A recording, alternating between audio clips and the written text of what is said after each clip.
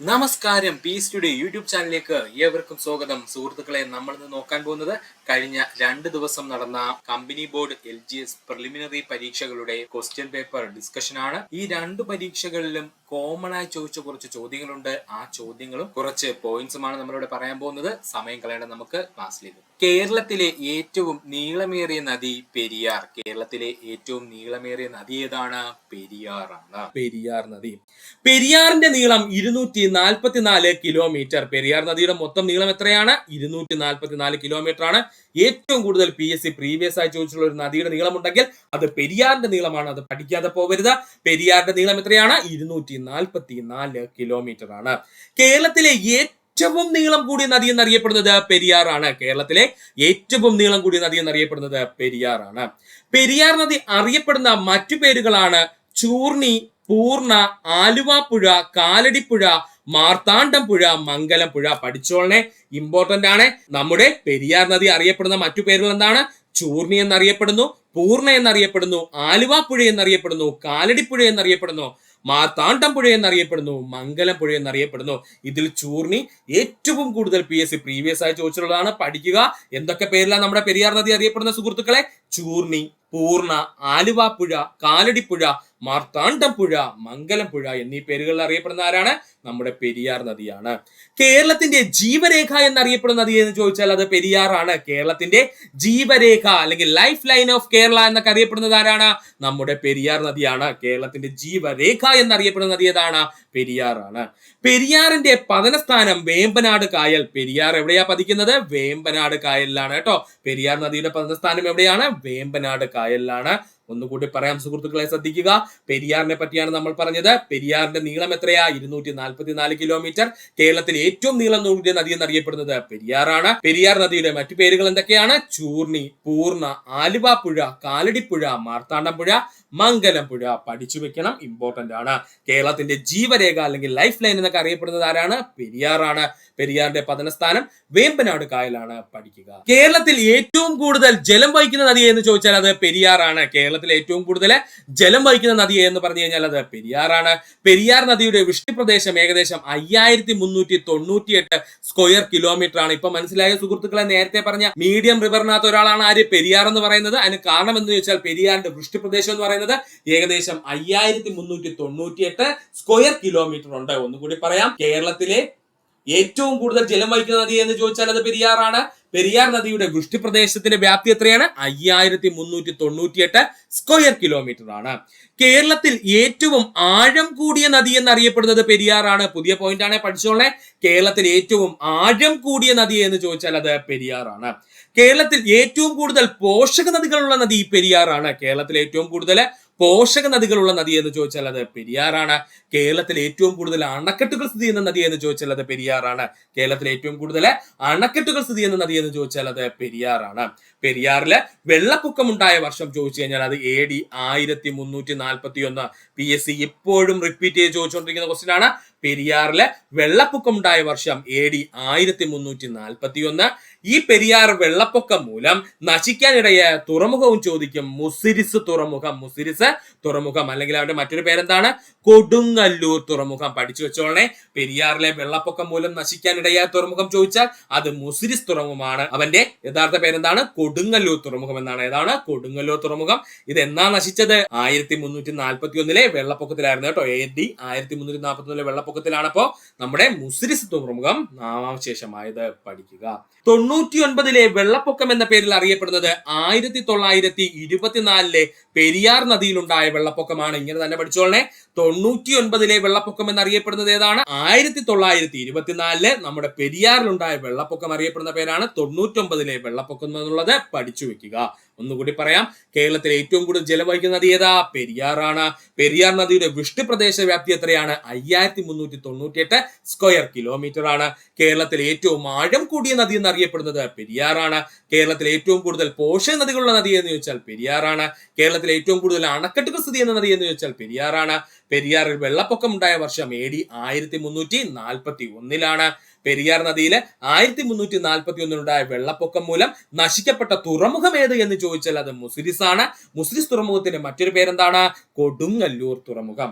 ഇനി 99-ാം ആണ്ടിലെ വെള്ളപ്പൊക്കം എന്ന പേരിൽ അറിയപ്പെടുന്നത് 1924 നമ്മുടെ പെരിയാർ നദിയിൽ ഒരു വെള്ളപ്പൊക്കം ഉണ്ടായി. ഇതിനറിയപ്പെടുന്ന പേരാണ് 99-ലെ വെള്ളപ്പൊക്കം എന്നുള്ളത് പഠിക്കുക. പെരിയാറിന്റെ പ്രധാന പോഷക നദികളാണ് മുല്ലയാറ്, മുതിരൻപുഴ, ഇടമലയാറ്, കട്ടപ്പനയാറ്, ചെറുതോണിയാറ്.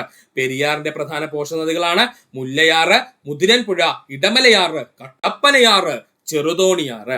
ഇത് പഠിക്കാൻ ബുദ്ധിമുട്ടുള്ള സുഹൃത്തുക്കൾക്ക് അന്ന് മുതലേ നമ്മൾ ഒരു കോഡ് പറയുമായിരുന്നു. ഈ കോഡ് അങ്ങ് പഠിച്ചു വെക്കുക. സിമ്പിൾ ആണ്.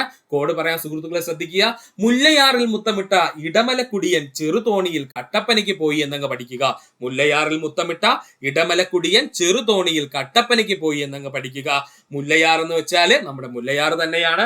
മുത്തമിട്ട എന്ന് പറഞ്ഞു കഴിഞ്ഞാൽ മുതിരൻപുഴ, ഇടമലക്കുടിയൻ എന്ന് പറഞ്ഞു കഴിഞ്ഞാൽ ഇടമലയാറ്, ചെറുതോണി എന്ന് പറഞ്ഞു കഴിഞ്ഞാൽ ചെറുതോണിയാറ്, കട്ടപ്പനയ്ക്ക് പോയി എന്ന് പറഞ്ഞാൽ കട്ടപ്പനയാറ്. ഇതങ്ങ് പഠിച്ചു വെച്ചോളെ. ഒരുപാട് തവണ PSC പ്രീവിയസ് ആയി ചോദിച്ചതാണ്. പെരിയാറിന്റെ പ്രധാന പോഷക നദികൾ ഒന്നുകൂടി പറയാം. പെരിയാറിന്റെ പ്രധാന പോഷക നദികളാണ് മുല്ലയാറ്, മുതിരൻപുഴ, ഇടമലയാറ്, കട്ടപ്പനയാറ്, ചെറുതോണിയാറ്. നമ്മുടെ കോടെന്താ സുഹൃത്തുക്കളെ? ഒന്നുകൂടി പറയാൻ ശ്രദ്ധിച്ചോളനെ. മുല്ലയാറിൽ മുത്തമിട്ട ഇടമലക്കുടിയൻ ചെറുതോണിയിൽ കട്ടപ്പനയ്ക്ക് പോയി. മുല്ലയാർ എന്ന് വെച്ചാൽ മുല്ലയാർ തന്നെയാണ്. മുത്തമിട്ടതെന്ന് പറഞ്ഞാൽ മുതിരൻപുഴ. ഇനി ഇടമലക്കുടിയൻ എന്ന് പറഞ്ഞാൽ ഇടമലയാറ്. ചെറുതോണിയിൽ എന്ന് വെച്ചാൽ ചെറുതോണിയാറ്. കട്ടപ്പനയ്ക്ക് പോയി എന്ന് പറഞ്ഞാൽ കട്ടപ്പനയാറ് പഠിക്കുക. സുഹൃത്തുക്കളെ, 2024 PSCയുടെ ക്വസ്റ്റ്യൻ പേപ്പറുകൾ കണ്ടു തുടങ്ങിയതാണ് പെരിയാറിന്റെ മൈനർ പോഷക നദികൾ ചോദിക്കുന്നത്. ഇപ്പൊ നമ്മൾ നേരത്തെ അങ്ങോട്ട് പഠിച്ചത് മുഴുവൻ പെരിയാറിന്റെ മേജർ ആയിട്ടുള്ള പോഷക നദികളാണ്. പക്ഷേ 2024 PSC പെരിയാറിന്റെ മൈനർ പോഷക നദികളിൽ 1, 2, 3 പേരെടുത്ത് ചോദിച്ചായിരുന്നു കേട്ടോ. അപ്പൊ നമുക്ക് പെരിയാറിന്റെ മൈനർ പോഷക നദികളിലൂടെ ഒന്ന് പഠിച്ചു കളയാം. ഏതൊക്കെയാ അവര്? ഒന്നാമത്തതാണ് മുത്തയാറ്. ഒന്നാമത്തെ ആളാരാണ്? മുത്തയാറ്. രണ്ടാമത്തെ നദിയാണ് പെരിഞ്ഞാൻകുട്ടിയാറ്. PSC previous 2024. പെരിഞ്ഞാൻകുട്ടിയാറ്, പെരുന്തുറയാറ്, പെരുന്തുറയാറ്, ദേവിയാറ്, ദേവിയാറ്, ചിന്നാറ്. ഇങ്ങനെ 5 ചെറിയ മൈനർ പോഷക നദികളുടെ ആർക്കുണ്ട്? പെരിയാറിനുണ്ട്. അന്ന് PSC ഓപ്ഷനിൽ ചോദിച്ചത് പെരിഞ്ഞാൻകുട്ടിയാറും അതുപോലെ തന്നെ ദേവിയാറുമായിരുന്നു. ഇത് രണ്ടും നമ്മൾ പഠിക്കണം. അതിനോടൊപ്പം തന്നെ ബാക്കി 3 മൈനർ പോഷക നദികളുണ്ട്. അതുകൂടെ പഠിച്ചു കഴിഞ്ഞാലേ പെരിയാറിന്റെ പോഷക നദികൾ കംപ്ലീറ്റ് ആവുള്ളൂ. അപ്പൊ ഒന്നുകൂടി പറയുവാൻ ശ്രദ്ധിക്കണേ. പെരിയാറിന്റെ മൈനർ പോഷക നദികൾ ഏതൊക്കെയെന്ന് ചോദിച്ചാല് ഒന്ന് മുത്തയാറ്. എന്താണ്? മുത്തയാറ്. പെരിഞ്ഞാൻകുട്ടിയാറ് പഠിക്കണം. പെരിഞ്ഞാൻകുട്ടിയാറ്, പെരുന്തുറയാറ്, ദേവിയാറ്, ചിന്നാറ്. ഇത് ഇത്രയും നമ്മുടെ പെരിയാറിന്റെ മൈനർ പോഷക നദികൾ അല്ലെങ്കിൽ കുട്ടി പോഷക നദികളാണ്. അപ്പൊ PSC ഇപ്പൊ അത്രയും ഡീപ്പായിട്ട് വരെ പോയിട്ടുണ്ട്. അതുകൊണ്ട് ഇതും കൂടെ ഒന്ന് സുഹൃത്തുക്കളെ പഠിച്ചു വെക്കാൻ ശ്രമിക്കുക. കേരളത്തിലെ ഏറ്റവും പഴയ ജലവൈദ്യുത പദ്ധതി പള്ളിവാസൽ ജലവൈദ്യുത പദ്ധതി. കേരളത്തിലെ ഏറ്റവും പഴയ ജലവൈദ്യുത പദ്ധതി പള്ളിവാസൽ ജലവൈദ്യുത പദ്ധതി. കേരളത്തിലെ ആദ്യത്തെ ജലവൈദ്യുത പദ്ധതി എന്നറിയപ്പെടുന്നത് പള്ളിവാസൽ ജലവൈദ്യുത പദ്ധതി. കേരളത്തിലെ ആദ്യത്തെ ജലവൈദ്യുത പദ്ധതി എന്നറിയപ്പെടുന്നത് പള്ളിവാസൽ ജലവൈദ്യുത പദ്ധതി. കേരളത്തിലെ ആദ്യത്തെ ജലവൈദ്യുത പദ്ധതി പള്ളിവാസൽ ജലവൈദ്യുത പദ്ധതി. കേരളത്തിലെ ആദ്യ ജലവൈദ്യുത പദ്ധതി ഏതാ? പള്ളിവാസൽ ജലവൈദ്യുത പദ്ധതിയാണ്. പള്ളിവാസൽ ജലവൈദ്യുത പദ്ധതി കമ്മീഷൻ ചെയ്ത വർഷം 1940. പള്ളിവാസൽ ജലവൈദ്യുത പദ്ധതി കമ്മീഷൻ ചെയ്ത വർഷം 1940 ആണ്. കേരളത്തിലെ ആദ്യത്തെ ജലവൈദ്യുത പദ്ധതി സ്ഥിതി ചെയ്യുന്ന ജില്ല ഇടുക്കി ജില്ല. കേരളത്തിലെ ആദ്യത്തെ ജലവൈദ്യുത പദ്ധതി സ്ഥിതി ചെയ്യുന്ന ജില്ല ഏതാ? ഇടുക്കി ജില്ലയാണ്. പള്ളിവാസലിൽ സ്വകാര്യ ആവശ്യത്തിനായി ജലവൈദ്യുത പദ്ധതി ആരംഭിച്ച കമ്പനി കണ്ണൻ ദേവൻ കമ്പനി. വർഷം 1900. ഇമ്പോർട്ടന്റ് ആണ്. പള്ളിവാസലിൽ സ്വകാര്യ ആവശ്യത്തിനായിട്ട് ജലവൈദ്യുത പദ്ധതി ആരംഭിച്ച കമ്പനി ഏതാണ്? കണ്ണൻ ദേവൻ കമ്പനിയാണ്. വർഷം 1900. പള്ളിവാസൽ പദ്ധതി സ്ഥിതി ചെയ്യുന്ന പെരിയാറിന്റെ പോഷക നദിയായ മുതിരൻപുഴയിലാണ്. പള്ളിവാസൽ ജലവൈദ്യുത പദ്ധതി സ്ഥിതി ചെയ്യുന്നത് പെരിയാറിന്റെ പോഷക നദിയായ മുതിരൻപുഴയിലാണ്. പള്ളിവാസൽ ജലവൈദ്യുത പദ്ധതി സ്ഥാപിച്ചത് ആരുടെ ഭരണകാലത്താണ്? ശ്രീ ചിത്തിര തിരുനാൾ ബാലരാമവർമ്മയുടെ ഭരണകാലത്താണ്. കേരളത്തിലെ രണ്ടാമത്തെ ജലവൈദ്യുത പദ്ധതി എന്നറിയപ്പെടുന്നത് ചെങ്കുളം ജലവൈദ്യുത പദ്ധതി. വർഷം 1954. കേരളത്തിലെ രണ്ടാമത്തെ ജലവൈദ്യുത പദ്ധതി എന്നറിയപ്പെടുന്നത് ചെങ്കുളം ജലവൈദ്യുത പദ്ധതിയാണ്. വർഷം 1954.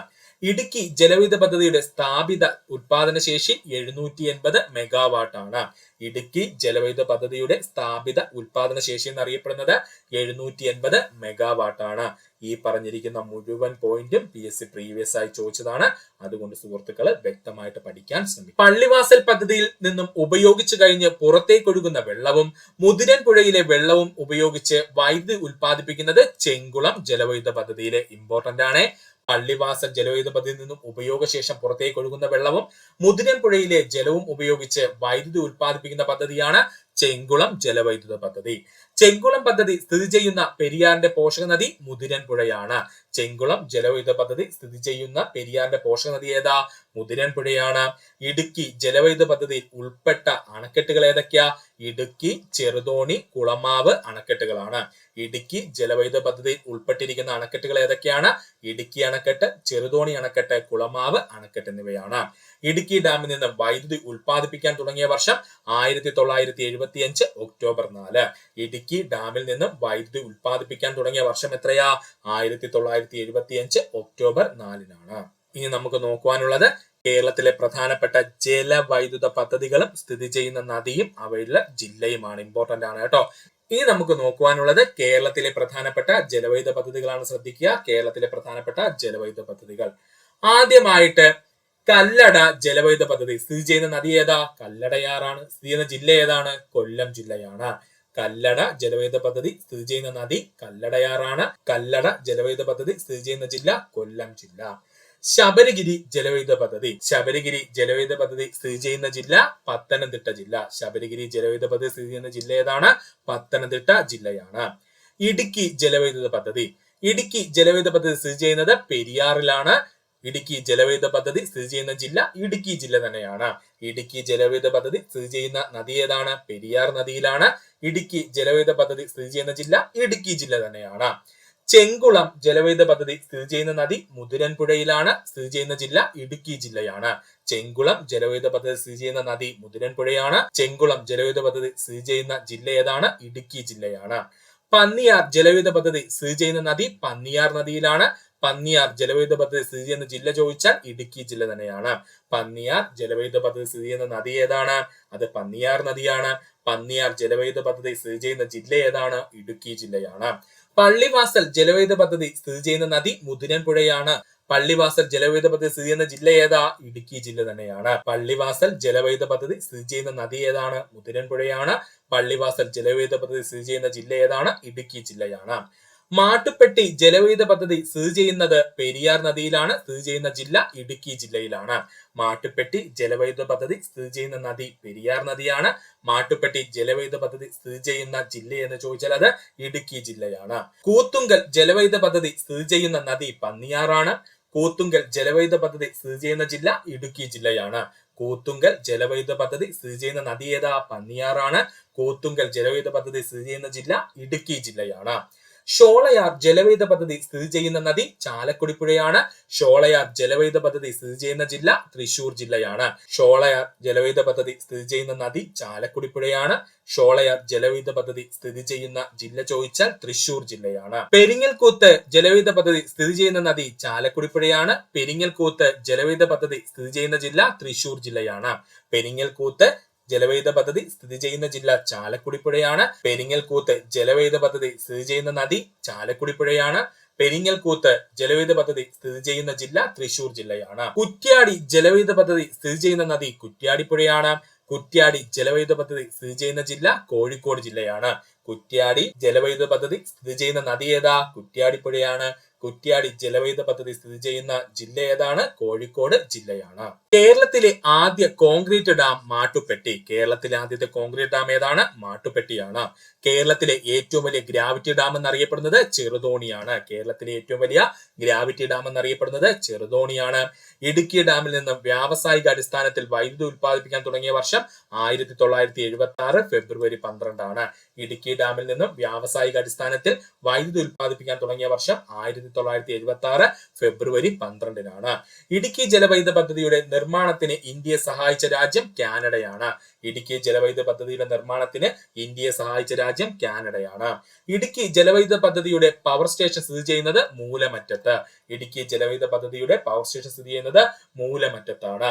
കേരളത്തിലെ ഏറ്റവും വലിയ ഭൂഗർഭജല വൈദ്യുത നിലയം സ്ഥിതി ചെയ്യുന്നത് മൂലമറ്റം ഇടുക്കിയില്. ഓർക്കണം, മലബാറിലെ ആദ്യത്തെ ജലവൈദ്യുത പദ്ധതി കുറ്റ്യാടി ജലവൈദ്യുത പദ്ധതി വർഷം 1972 കോഴിക്കോട് ജില്ലയിലാണ് സ്ഥാപിതമായത്. മലബാറിലെ ആദ്യത്തെ ജലവൈദ്യുത പദ്ധതി എന്നറിയപ്പെടുന്നത് ആരാ? കുറ്റ്യാടി ജലവൈദ്യുത പദ്ധതിയാണ്. കുറ്റ്യാടി ജലവൈദ്യുത പദ്ധതി നിലവിൽ വന്ന വർഷം 1972 കുറ്റ്യാടി ജലവൈദ്യുത പദ്ധതി സ്ഥിതി ചെയ്യുന്ന ജില്ല ഏതാ? കോഴിക്കോട് ജില്ലയാണ്. കോഴിക്കോട് ജില്ലയിലെ ഉറുമി 1, ഉറുമി 2 എന്നീ ജലവൈദ്യുത പദ്ധതിക്ക് സഹായം നൽകിയ രാജ്യം ചൈനയാണ്. കോഴിക്കോട് ജില്ലയിലെ ഉറുമി 1, ഉറുമി 2 ജലവൈദ്യുത പദ്ധതിക്ക് സഹായം നൽകിയ രാജ്യം ആരാണ്? ചൈനയാണ്. പെരിങ്ങൽകുത്ത് ജലവൈദ്യുത പദ്ധതി ഏത് നദിയിലാണ്? ചാലക്കുടി പുഴയിലാണ്. ഓൾറെഡി നമ്മൾ പറഞ്ഞു, പെരിങ്ങൽകുത്ത് ജലവൈദ്യുത പദ്ധതി ഏത് നദിയിലാ? ചാലക്കുടി പുഴയിലാണ്. പെരിങ്ങൽകുത്ത് ജലവൈദ്യുത പദ്ധതി രൂപീകരിച്ച വർഷം 1957 മാർച്ച് 6 പെരിങ്ങൽകുത്ത് ജലവൈദ്യുത പദ്ധതി രൂപീകൃതമായ വർഷം 1957 മാർച്ച് 6 കേരളത്തിലെ രണ്ടാമത്തെ ഏറ്റവും വലിയ ജലവൈദ്യുത നിലയം ശബരിഗിരി ജലവൈദ്യുത പദ്ധതി. കേരളത്തിലെ രണ്ടാമത്തെ ഏറ്റവും വലിയ ജലവൈദ്യുത പദ്ധതി എന്നറിയപ്പെടുന്നത് ശബരിഗിരി ജലവൈദ്യുത പദ്ധതിയാണ്. ഏത് ജലവൈദ്യുത പദ്ധതിയുടെ ജല സംഭരണികളാണ് പമ്പാ നദിയിലും കക്കി നദിയിലും സ്ഥിതി ചെയ്യുന്നത്? ഉത്തരം ശബരിഗിരി ജലവൈദ്യുത പദ്ധതിയുടെയാണ്. ഓർത്തോളനെ, ഏത് ജലവൈദ്യുത പദ്ധതിയുടെ ജലസംഭരണികളാണ് പമ്പാ നദിയിലും കക്കി നദിയിലും സ്ഥിതി ചെയ്യുന്നതെന്ന് ചോദിച്ചാൽ ശബരിഗിരി ജലവൈദ്യുത പദ്ധതിയിലാണ്. ശബരിഗിരി ജലവൈദ്യുത പദ്ധതി നിലവിൽ വന്ന വർഷം 1966 ഏപ്രിൽ 18. ശബരിഗിരി ജലവൈദ്യുത പദ്ധതി നിലവിൽ വന്ന വർഷം 1966 ഏപ്രിൽ 18. ശബരിഗിരി പദ്ധതി സ്ഥിതി ചെയ്യുന്നത് പത്തനംതിട്ടയിലാണ്. ശബരിഗിരി ജലവൈദ്യുത പദ്ധതി സ്ഥിതി ചെയ്യുന്നത് പത്തനംതിട്ടയിലാണ്. കല്ലട ജലസേചന പദ്ധതിയുടെ വെള്ളം ഉപയോഗിച്ച് വൈദ്യുതി ഉത്പാദിപ്പിക്കുന്ന പദ്ധതിയാണ് കല്ലട ജലവൈദ്യുത പദ്ധതി എന്ന് പറയുന്നത്. ഇത് 1994 ജനുവരി 5 നിലവിൽ വന്നത്. പേപ്പാറ ചെറുകിട ജലവൈദ്യുത പദ്ധതി പ്രവർത്തനം ആരംഭിച്ചത് 1996 ജൂൺ മാസത്തിലാണ്. പേപ്പാറ ചെറുകിട ജലവൈദ്യുത പദ്ധതി പ്രവർത്തനം ആരംഭിച്ചത് 1996 ജൂൺ മാസത്തിലാണ്.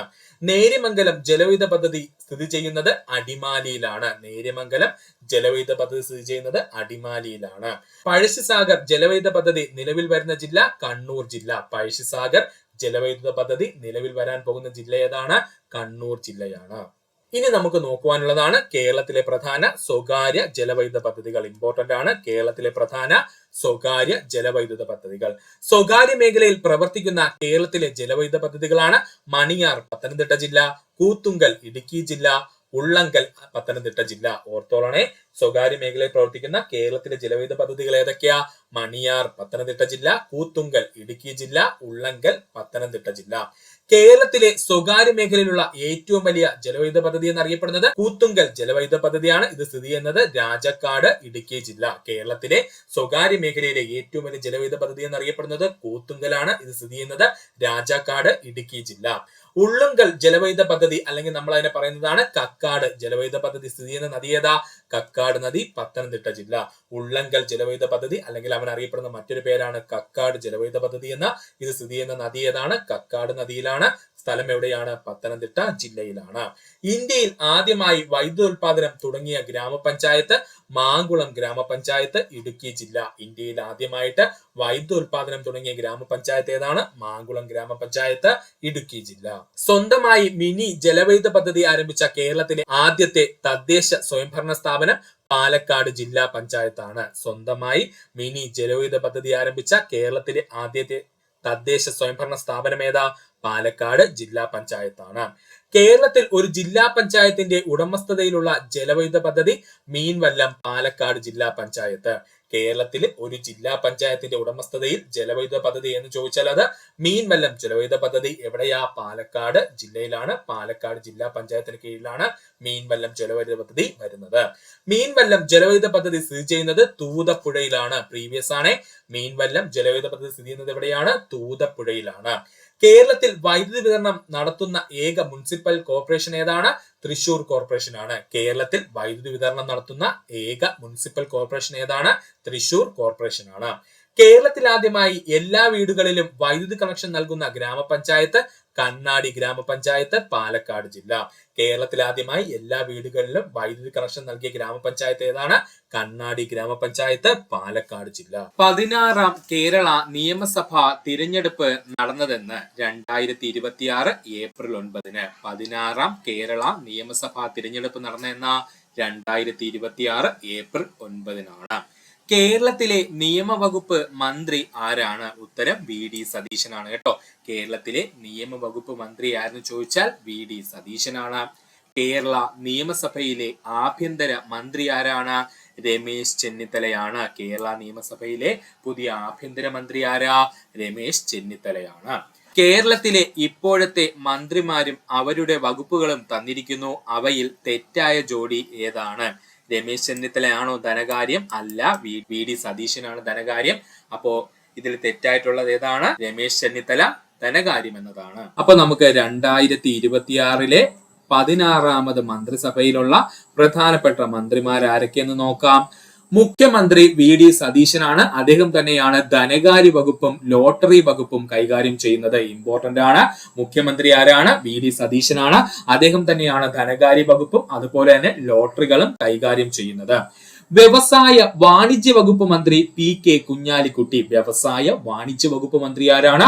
PK കുഞ്ഞാലിക്കുട്ടിയാണ്. ആഭ്യന്തര വകുപ്പ്, വിജിലൻസ്, ജയിലുകൾ എന്നിവ രമേശ് ചെന്നിത്തലയ്ക്കാണ്. ആഭ്യന്തര, വിജിലൻസ്, ജയിലുകൾ എന്നിവ കൈകാര്യം ചെയ്യുന്ന മന്ത്രി ആരാണ്? രമേശ് ചെന്നിത്തലയാണ്. വൈദ്യുതി പരിസ്ഥിതി വകുപ്പ് മന്ത്രി സണ്ണി ജോസഫ്. നമ്മുടെ വൈദ്യുതി പരിസ്ഥിതി വകുപ്പ് മന്ത്രി ആരെന്ന് ചോദിച്ചാൽ അത് സണ്ണി ജോസഫ് ആണ്. ആരോഗ്യം ഭക്ഷ്യസുരക്ഷ ദേവസ്വം വകുപ്പ് മന്ത്രി K മുരളീധരനാണ്. നമ്മുടെ ആരോഗ്യം ഭക്ഷ്യസുരക്ഷ ദേവസ്വം വകുപ്പ് മന്ത്രി ആരാണ്? K മുരളീധരനാണ്. സാംസ്കാരിക വകുപ്പ് ചലച്ചിത്രം ടൂറിസം മന്ത്രി PC വിഷ്ണുനാഥ് ആണ്. ഇങ്ങനെ തന്നെ സ്പ്ലിറ്റ് ചെയ്ത് പഠിച്ചോളണം. അല്ല സാംസ്കാരിക വകുപ്പ് മന്ത്രി എന്ന് PC വിഷ്ണുനാഥിനെ പഠിച്ചു വെക്കരുത്. സാംസ്കാരിക വകുപ്പ്, ചലച്ചിത്ര വകുപ്പ്, ടൂറിസം ആരുടെ കയ്യിലാ? PC വിഷ്ണുനാഥിന്റെ കയ്യിലാണ്. ഇങ്ങനെ തന്നെ സെപ്പറേറ്റ് ചെയ്ത് PSC ചോദിക്കും. അതുകൊണ്ടാണ് ഇങ്ങനെ ഓർക്കേണ്ടത്. നമ്മുടെ ജലസേചന വകുപ്പ് മന്ത്രി മോൻസ് ജോസഫ് ആണ്. നമ്മുടെ ജലസേചന വകുപ്പ് മന്ത്രി ആരാണ്? മോൻസ് ജോസഫ് ആണ്. നമ്മുടെ വനം വന്യജീവി സംരക്ഷണ വകുപ്പ് മന്ത്രി ഷിബു ബേബി ജോൺ ആണ്. നമ്മുടെ വനം വന്യജീവി സംരക്ഷണ വകുപ്പ് മന്ത്രി ആരാണ്? ഷിബു ബേബി ജോൺ ആണ്. ഭക്ഷ്യ സിവിൽ സപ്ലൈസ് വകുപ്പ് മന്ത്രി അനൂപ് ജേക്കബ്. നമ്മുടെ ഭക്ഷ്യ സിവിൽ സപ്ലൈസ് വകുപ്പ് മന്ത്രി അനൂപ് ജേക്കബ് ആണ്. നമ്മുടെ ഗതാഗത വകുപ്പ് മന്ത്രി CP ജോൺ ആണ്. ഗതാഗത വകുപ്പ് മന്ത്രി ആരാണ്? CP ജോൺ ആണ്. റവന്യൂ വകുപ്പ് മന്ത്രി AP അനിൽകുമാർ ആണ്. റവന്യൂ വകുപ്പ് മന്ത്രി ആരാണ്? AP അനിൽകുമാർ ആണ്. നമ്മുടെ വിദ്യാഭ്യാസ വകുപ്പ് മന്ത്രി N ശംസുദ്ദീൻ ആണ്. നമ്മുടെ വിദ്യാഭ്യാസ വകുപ്പ് മന്ത്രി ആരാണ്? N ശംസുദ്ദീൻ ആണ്. നമ്മുടെ ഉന്നത വിദ്യാഭ്യാസ വകുപ്പ് മന്ത്രി റോജി M ജോൺ ആണ്. നമ്മുടെ ഉന്നത വിദ്യാഭ്യാസ വകുപ്പ് മന്ത്രി ആരാണ്? റോജി M ജോൺ ആണ്. നമ്മുടെ തൊഴിൽ മൃഗസംരക്ഷണം വനിതാ ശിശുവികസനം ബിന്ദു കൃഷ്ണയാണ്. തൊഴില് മൃഗസംരക്ഷണം വനിതാ ശിശുവികസനം ആരാണ്? ബിന്ദു കൃഷ്ണയാണ്. സഹകരണം എക്സൈസ് വകുപ്പ് മന്ത്രി M ലിജു ആണ്. സഹകരണം എക്സൈസ് വകുപ്പ് മന്ത്രി ആരാണ്? M ലിജു ആണ്. പഞ്ചായത്ത് മുനിസിപ്പാലിറ്റി കോർപ്പറേഷൻ വകുപ്പ് KM ഷാജിയാണ്. പഞ്ചായത്ത് മുനിസിപ്പാലിറ്റി കോർപ്പറേഷൻ വകുപ്പ് KM ഷാജിയാണ്. പൊതുമരാമത്ത് വകുപ്പ് PK ബഷീർ ആണ്. പൊതുമരാമത്ത് വകുപ്പ് PK ബഷീർ ആണ്. ഫിഷറീസ് വകുപ്പ് മന്ത്രി VE അബ്ദുൾ ഗഫൂർ ആണ്. ഫിഷറീസ് വകുപ്പ് മന്ത്രി VE അബ്ദുൾ ഗഫൂർ ആണ്. കൃഷി വകുപ്പ് മന്ത്രി T സിദ്ദിഖ് ആണ്. നമ്മുടെ കൃഷി വകുപ്പ് മന്ത്രി ആരാണ്? T സിദ്ദിഖ് ആണ്. SC/ST വകുപ്പ് മന്ത്രി KA തുളസിയാണ്. നമ്മുടെ SC/ST വകുപ്പ് മന്ത്രി KA തുളസിയാണ്. കായികം യുവജനകാര്യ വകുപ്പ് മന്ത്രി OJ ജനീഷ് ആണ്. കായികം യുവജനകാര്യ വകുപ്പ് മന്ത്രി ആരാണ്? OJ ജനീഷ് ആണ്. ഇത്രയും ഓർക്കുക. വിവരാവകാശ കമ്മീഷനുമായി ബന്ധപ്പെട്ട തെറ്റായ പ്രസ്താവന ഏത്? രാജസ്ഥാനിലെ മസ്ദൂർ കിസാൻ ശക്തി സംഘാതൻ എന്ന സംഘടനയുടെ പ്രവർത്തനങ്ങളാണ് വിവരാവകാശ നിയമനിർമ്മാണത്തിലേക്ക് നയിച്ചത്. ശരി തന്നെയാണ്. രാജസ്ഥാനിലെ മസ്ദൂർ കിസാൻ ശക്തി സംഘാതൻ എന്ന സംഘടനയാണ് പ്രധാനമായിട്ടും വിവരാവകാശ നിയമനിർമ്മാണത്തിന് പിന്നിൽ പ്രവർത്തിച്ചത്. പൊതുസ്ഥാപനങ്ങളുടെ കൈവശമുള്ള വിവരങ്ങൾ ആവശ്യപ്പെടുന്ന പക്ഷം പൗരന്മാർക്ക് ലഭ്യമാകുന്നു. ശരിയാണ്. പൊതുസ്ഥാപനങ്ങളുടെ കൈവശമുള്ള വിവരങ്ങൾ ആവശ്യപ്പെടുന്ന പക്ഷം പൗരന്മാർക്ക് ലഭ്യമാകുന്നു വിവരാവകാശ കമ്മീഷൻ വഴി. അപ്പോൾ ഇത് രണ്ടും ശരിയാണെന്ന് നമുക്ക് മനസ്സിലായി. പക്ഷെ നമുക്ക് വേണ്ടത് എന്താണ്? തെറ്റായ പ്രസ്താവനയാണ്. നമുക്ക് ബാക്കിയുള്ള പ്രസ്താവനകൾ കൂടി ഒന്ന് നോക്കാം. കോടതി പരിഗണനയിലുള്ള വിവരങ്ങൾ, വ്യക്തികളുടെ ജീവനും സുരക്ഷയ്ക്കും ഭീഷണിയാകുന്ന വിവരങ്ങൾ എന്നിവ വെളിപ്പെടുത്തുന്നു. തെറ്റാണ് കേട്ടോ. അത് ഒരിക്കലും കോടതി വ്യവഹാരത്തിൽ ഇരിക്കുന്ന ഒരു വിവരത്തെ പറ്റി നമുക്ക് വിവരാവകാശ കമ്മീഷൻ വഴി വിവരം ലഭിക്കില്ല. വ്യക്തിയുടെ ജീവനോ സുരക്ഷയ്ക്കോ ഭീഷണിയാകുന്ന യാതൊരു കാര്യവും വിവരാവകാശ നിയമം വഴി നമുക്ക് ലഭിക്കില്ല. ഉദ്യോഗസ്ഥർ തെറ്റായതോ തൃപ്തികരമല്ലാത്തതോ ആയ വിവരങ്ങൾ നൽകിയെന്ന് കമ്മീഷന് ബോധ്യപ്പെട്ടാൽ വിവരങ്ങൾ നൽകുന്നതുവരെ ഉദ്യോഗസ്ഥനിൽ നിന്നും 150 രൂപ വീതം പിഴ ചുമത്താവുന്നതാണ്. 150 രൂപയല്ല, 250 രൂപ വീതമാണ് പിഴ ചുമത്തുന്നത്. അപ്പോൾ അതും അവിടെ തെറ്റാണ്. സോ ഓപ്ഷൻ 3യും ഓപ്ഷൻ 4ഉം ആണ് ഇവിടെ തെറ്റായിട്ടുള്ളത്. സോ ഓപ്ഷൻ സി ആണ് ഇവിടെ ശരിയായിട്ടുള്ള ഉത്തരം. വിവരാവകാശത്തിന് വേണ്ടി ഇന്ത്യയിൽ ആദ്യമായി രൂപം കൊണ്ട ജനകീയ പ്രസ്ഥാനം ഏതാണ്? മസ്ദൂർ കിസാൻ ശക്തി സംഘാതനാണ്. വിവരാവകാശത്തിന് വേണ്ടി ഇന്ത്യയിൽ ആദ്യമായി രൂപം കൊണ്ട ജനകീയ പ്രസ്ഥാനം ഏതാണ്? മസ്ദൂർ കിസാൻ ശക്തി സംഘാതനാണ്. സംസ്ഥാന മുഖ്യ വിവരാവകാശ കമ്മീഷണർ വി ഹരിനായരാണ്. ശ്രദ്ധിക്കണം, സംസ്ഥാന മുഖ്യ വിവരാവകാശ കമ്മീഷണർ ആരാണ്? വി ഹരിനായരാണ്. നമുക്ക് വിവരാവകാശ കമ്മീഷനെ കുറിച്ച് ഒന്ന് പഠിക്കാം. പൊതു അധികാര സ്ഥാപനങ്ങളുടെ കൈവശമുള്ള വിവരങ്ങൾ ഇന്ത്യയിലെ പൗരന്മാർക്ക് ലഭ്യമാക്കുക എന്ന ഉദ്ദേശത്തോടെ നിലവിൽ വന്ന നിയമമാണ് വിവരാവകാശ നിയമം എന്നറിയപ്പെടുന്നത്. പൊതു അധികാര സ്ഥാപനങ്ങളുടെ കൈവശമുള്ള വിവരങ്ങൾ ഇന്ത്യയിലെ പൗരന്മാർക്ക് ലഭ്യമാക്കുക എന്ന ഉദ്ദേശത്തോടെ നിലവിൽ വന്ന നിയമമാണ് വിവരാവകാശ നിയമം എന്ന് അറിയപ്പെടുന്നത്. വിവരാവകാശ നിയമം ആദ്യമായി പാസാക്കിയ രാജ്യം സ്വീഡനാണ്. LGS ലെവലിൽ ചോദിക്കാൻ സാധ്യതയുള്ള ഒരു ചോദ്യമാണ്. വിവരാവകാശ നിയമം ആദ്യമായി പാസാക്കിയ രാജ്യം ഏതാണ്? സ്വീഡനാണ്. ഇന്ത്യൻ ജനാധിപത്യത്തിന്റെ സൂര്യ തേജസ് എന്നറിയപ്പെടുന്ന നിയമം വിവരാവകാശ നിയമം. ഓൾറെഡി LD ലെവലിൽ ചോദിച്ചു കഴിഞ്ഞേ. ഇന്ത്യൻ ജനാധിപത്യത്തിന്റെ സൂര്യ തേജസ് എന്നറിയപ്പെടുന്ന നിയമം ഏതാണ്? വിവരാവകാശ നിയമമാണ്. വിവരാവകാശ നിയമം പാർലമെന്റ് പാസാക്കിയ വർഷം 2005 ജൂൺ 15. വിവരാവകാശ നിയമം പാർലമെന്റ് പാസാക്കിയ വർഷം 2005 ജൂൺ മാസം 15-ാം തീയതി. വിവരാവകാശ നിയമം പ്രാബല്യത്തിൽ വന്ന വർഷം 2005 ഒക്ടോബർ 12. വിവരാവകാശ നിയമം പ്രാബല്യത്തിൽ വന്ന വർഷം 2005 ഒക്ടോബർ മാസം 12-ാം തീയതിയാണ്. വിവരാവകാശ നിയമം നിലവിൽ വരുവാൻ കാരണമായ സംഘടന മസ്ദൂർ കിസാൻ ശക്തി സംഘാതനാണ്. വിവരാവകാശ നിയമം നിലവിൽ വരുവാൻ കാരണമായ സംഘടന ഏതാ സുഹൃത്തുക്കളെ? മസ്ദൂർ കിസാൻ ശക്തി സംഘാതനാണ്. ഈ മസ്ദൂർ കിസാൻ ശക്തി സംഘാതൻ ആരംഭിച്ചത് ആരാണ്? അരുണ റോയി ആണ്. എവിടെയാ ആരംഭിച്ചത്? രാജസ്ഥാനിലാണ്. ഈ 3 പോയിന്റും PSC ചോദിച്ചിട്ടുണ്ട് കേട്ടോ. അപ്പൊ വിവരാവകാശ നിയമം നിലവിൽ വരുവാൻ കാരണമായ സംഘടന ചോദിച്ചു കഴിഞ്ഞാൽ മസ്ദൂർ കിസാൻ ശക്തി സംഘാതനാണ്. ഈ സംഘടന രൂപീകരിച്ചത് ആരാണ്? അരുണ റോയി ആണ്. അരുണ റോയ് എവിടെയാണ് ഈ സംഘടന രൂപീകരിച്ചത്? രാജസ്ഥാനിലാണ്. വിവരാവകാശ നിയമം ആദ്യമായി പാസാക്കിയ ഇന്ത്യൻ സംസ്ഥാനം തമിഴ്നാടാണ്. വർഷം 1997. LGS ഓൾറെഡി ചോദിച്ചിട്ടുള്ള ക്വസ്റ്റ്യൻ ആണിത്. വിവരാവകാശ നിയമം ആദ്യമായി പാസാക്കിയ ഇന്ത്യൻ സംസ്ഥാനം ഏതാണ്? തമിഴ്നാടാണ്. വർഷം 1997 ഇനി നമുക്ക് നോക്കുവാനുള്ളത് വിവരാവകാശ നിയമത്തിന്റെ ഉദ്ദേശങ്ങൾ എന്തൊക്കെയെന്നാണ്. വിവരാവകാശ നിയമത്തിന്റെ ഉദ്ദേശങ്ങൾ: രാജ്യത്തെ പൗരന്മാർക്കെല്ലാം വിവരങ്ങൾ അറിയുവാനുള്ള അവകാശം ഉറപ്പുവരുത്തുക. രാജ്യത്തെ പൗരന്മാർക്കെല്ലാം വിവരങ്ങൾ അറിയുവാനുള്ള അവകാശം ഉറപ്പുവരുത്തുക. അഴിമതി നിയന്ത്രിക്കുന്നതിന് സഹായിക്കുന്നു. അഴിമതി നിയന്ത്രിക്കുന്നതിന് സഹായിക്കുന്നു.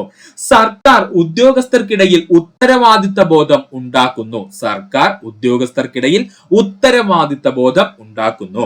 ഗവൺമെന്റിന്റെ പ്രവർത്തനങ്ങൾ സുതാര്യമാക്കുന്നു. ഗവൺമെന്റിന്റെ പ്രവർത്തനങ്ങൾ സുതാര്യമാക്കുന്നു.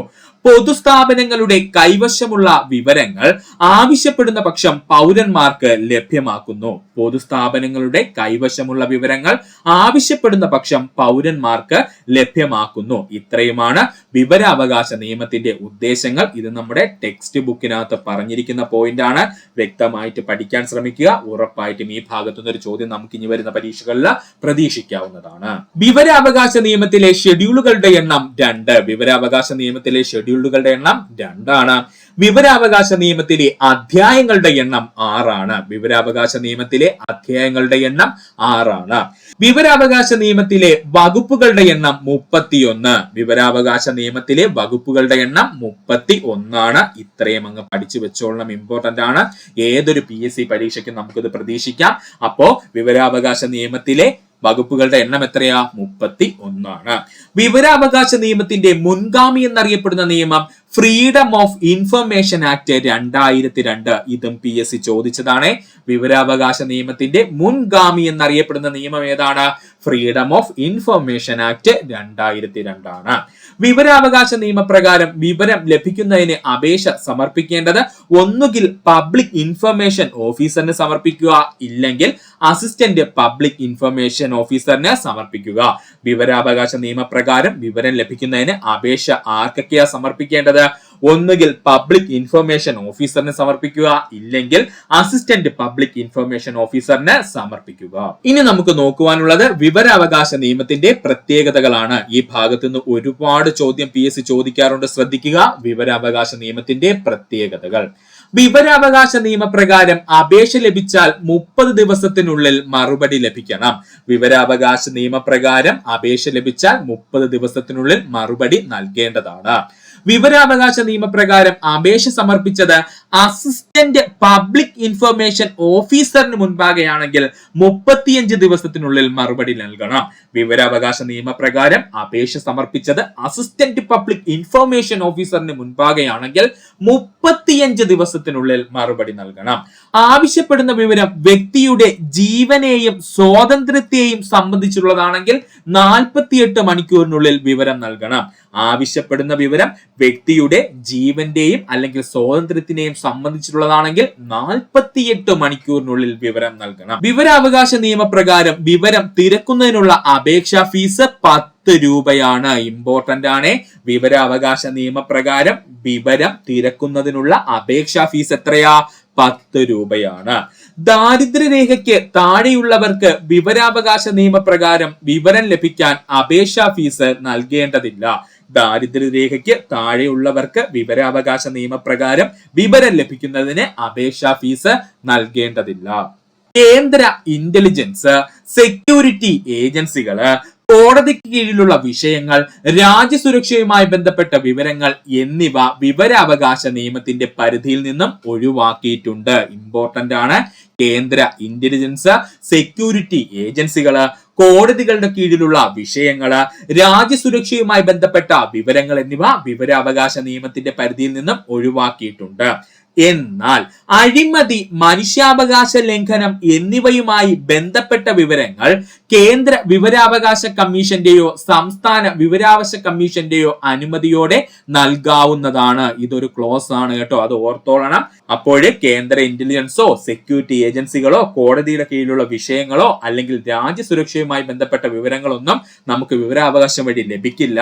എന്നാൽ അഴിമതി, മനുഷ്യാവകാശ ലംഘനം എന്നിവയൊക്കെ ഈ മേഖലയിൽ നടന്നിട്ടുണ്ടെങ്കിൽ നമ്മൾ കേന്ദ്ര വിവരാവകാശ കമ്മീഷനോ സംസ്ഥാന വിവരാവകാശ കമ്മീഷന്റെയോ അനുമതിയോടുകൂടി വിവരങ്ങൾ നമുക്ക് ഈ മേഖലയിലും ലഭിക്കുന്നതാണ്.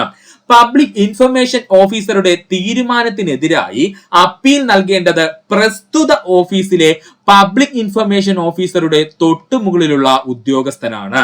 പബ്ലിക് ഇൻഫർമേഷൻ ഓഫീസറുടെ തീരുമാനത്തിനെതിരായിട്ട് നമുക്ക് അപ്പീൽ നൽകേണ്ടതുണ്ട് എങ്കിൽ നമ്മൾ എന്ത് ചെയ്യുക? അതേ ഓഫീസിലെ തന്നെ പബ്ലിക് ഇൻഫർമേഷൻ ഓഫീസറുടെ തൊട്ടു മുകളിലുള്ള ഉദ്യോഗസ്ഥന് നമ്മൾ എന്ത് ചെയ്യണം?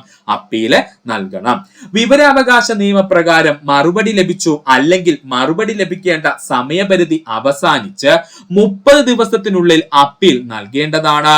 90 ദിവസത്തിനുള്ളിൽ രണ്ടാം അപ്പീലും സമർപ്പിക്കാവുന്നതാണ്. ഇമ്പോർട്ടന്റ് ആണ്. വിവരാവകാശ നിയമപ്രകാരം മറുപടി ലഭിച്ചു അല്ലെങ്കിൽ മറുപടി ലഭിക്കേണ്ട സമയപരിധി അവസാനിച്ച് 30 ദിവസത്തിനുള്ളിൽ നമ്മൾ ആദ്യത്തെ അപ്പീൽ നൽകേണ്ടതാണ്. അതിൽ നമുക്ക് മറുപടി ലഭിച്ചില്ല എന്നുണ്ടെങ്കിൽ 90 ദിവസത്തിനുള്ളിൽ രണ്ടാമത്തെ അപ്പീൽ നമ്മൾ സമർപ്പിക്കേണ്ടതാണ്. ഈ പോയിന്റ് ഒന്ന് ഓർക്കുക. സുപ്രീം കോടതിക്കും ഹൈക്കോടതിക്കും ഒഴികെയുള്ള മറ്റൊരു കോടതിക്കും വിവരാവകാശ നിയമം സംബന്ധിച്ച കേസുകളിൽ ഇടപെടുവാൻ അധികാരമില്ല. ഈ പോയിന്റ് ഓർക്കണം.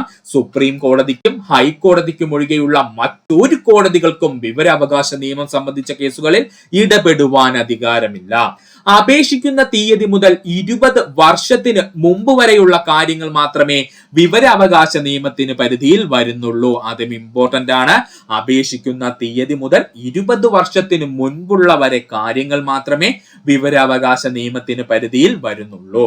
സമയപരിധിക്കുള്ളിൽ ശരിയായ വിവരം നൽകുന്നതിൽ വീഴ്ച വരുത്തുന്ന പബ്ലിക് ഇൻഫർമേഷൻ ഓഫീസർ അടയ്ക്കേണ്ട പിഴ ഒരു ദിവസം 250 രൂപ വെച്ചാണ്. ഇത് പരമാവധി 25,000 രൂപ വരെ ആകുവാൻ കഴിയും. ഓർക്കുക, സമയപരിധിക്കുള്ളിൽ ശരിയായ വിവരം നൽകുന്നതിൽ വീഴ്ച വരുത്തുന്ന പബ്ലിക് ഇൻഫർമേഷൻ ഓഫീസർ അടയ്ക്കേണ്ട പിഴ ഒരു ദിവസം 250 രൂപയാണ്. പരമാവധി ഇങ്ങനെ അയാളിൽ നിന്ന് എത്ര രൂപ വരെ നമുക്ക് പിഴ ചുമത്താൻ പറ്റും? 25,000 രൂപ വരെ പിഴ ചുമത്താൻ കഴിയുന്നതാണ്. ഓർക്കുക. ഇനി ഇതിനോടൊപ്പം നമ്മൾ പഠിക്കേണ്ടതാണ് വിവരാവകാശ ഭേദഗതി നിയമം 2019. ഈ ഭാഗത്ത് നിന്ന് ഇപ്പോ PSC ഒരുപാട് ചോദ്യങ്ങൾ ചോദിക്കുന്നുണ്ട്. വിവരാവകാശ ഭേദഗതി നിയമം 2019. 2005 നിലവിൽ വന്ന വിവരാവകാശ നിയമം ഭേദഗതി ചെയ്യപ്പെട്ട വർഷം 2019. 2005 നിലവിൽ വന്ന വിവരാവകാശ നിയമം ഭേദഗതി ചെയ്ത വർഷം 2019. വിവരാവകാശ ഭേദഗതി ബിൽ ലോക്സഭയിൽ അവതരിപ്പിച്ചത് ജിതേന്ദ്ര സിംഗ് ആണ്. വിവരാവകാശ ഭേദഗതി ബിൽ ലോക്സഭയിൽ അവതരിപ്പിച്ചത് ജിതേന്ദ്ര സിംഗ് ആണ്. വിവരാവകാശ ഭേദഗതി ബിൽ ലോക്സഭയിൽ അവതരിപ്പിച്ചത് 2019 ജൂലൈ 19-നാണ്. വിവരാവകാശ ഭേദഗതി ബിൽ ലോക്സഭയിൽ അവതരിപ്പിക്കപ്പെട്ടത് 2019 ജൂലൈ 19-നാണ്. വിവരാവകാശ ഭേദഗതി ബിൽ ലോക്സഭ പാസാക്കിയത് 2019 ജൂലൈ 22-ന്. വിവരാവകാശ ഭേദഗതി ബിൽ ലോക്സഭ പാസാക്കിയത് 2019 ജൂലൈ 22-നാണ്. വിവരാവകാശ ഭേദഗതി ബിൽ രാജ്യസഭ പാസാക്കിയത് 2019 ജൂലൈ 25-നാണ്. വിവരാവകാശ ഭേദഗതി ബിൽ രാജ്യസഭ പാസാക്കിയത് 2019 ജൂലൈ 25-നാണ്. വിവരാവകാശ ഭേദഗതി ബില്ലിൽ രാഷ്ട്രപതി ഒപ്പുവെച്ചത് 2019 ഓഗസ്റ്റ് 1-ന്. വിവരാവകാശ ഭേദഗതി ബില്ലിൽ രാഷ്ട്രപതി ഒപ്പുവെച്ചത് 2019 ഓഗസ്റ്റ് 1-നാണ്. വിവരാവകാശ ഭേദഗതി നിയമം നിലവിൽ വന്നത് 2019 ഒക്ടോബർ 24-നാണ്. കൺഫ്യൂഷൻ ആവല്ലേ. വിവരാവകാശ ഭേദഗതി നിയമം നിലവിൽ വന്നത് 2019 ഒക്ടോബർ മാസം 24-ാം തീയതിയാണ്. വിവരാവകാശ ഭേദഗതി നിയമം 2019 പ്രകാരം കമ്മീഷന്മാരുടെ കാലാവധി 5 വർഷത്തിൽ നിന്നും 3 വർഷമായി കുറച്ചു. ഇമ്പോർട്ടന്റ് ആണ്. വിവരാവകാശ ഭേദഗതി നിയമം 2019 പ്രകാരം കമ്മീഷന്മാരുടെ കാലാവധി 5 വർഷത്തിൽ നിന്നും 3 വർഷമായി കുറച്ചു. കേന്ദ്ര സംസ്ഥാന വിവരാവകാശ കമ്മീഷണർമാരുടെ വേതനം കേന്ദ്ര സർക്കാരായിരിക്കും തീരുമാനിക്കുന്നത്. കേന്ദ്ര സംസ്ഥാന വിവരാവകാശ കമ്മീഷണർമാരുടെ വേതനം കേന്ദ്ര സർക്കാരായിരിക്കും തീരുമാനിക്കുന്നതെന്ന് വിവരാവകാശ ഭേദഗതി നിയമം 2019 പ്രകാരം പറയുന്നു.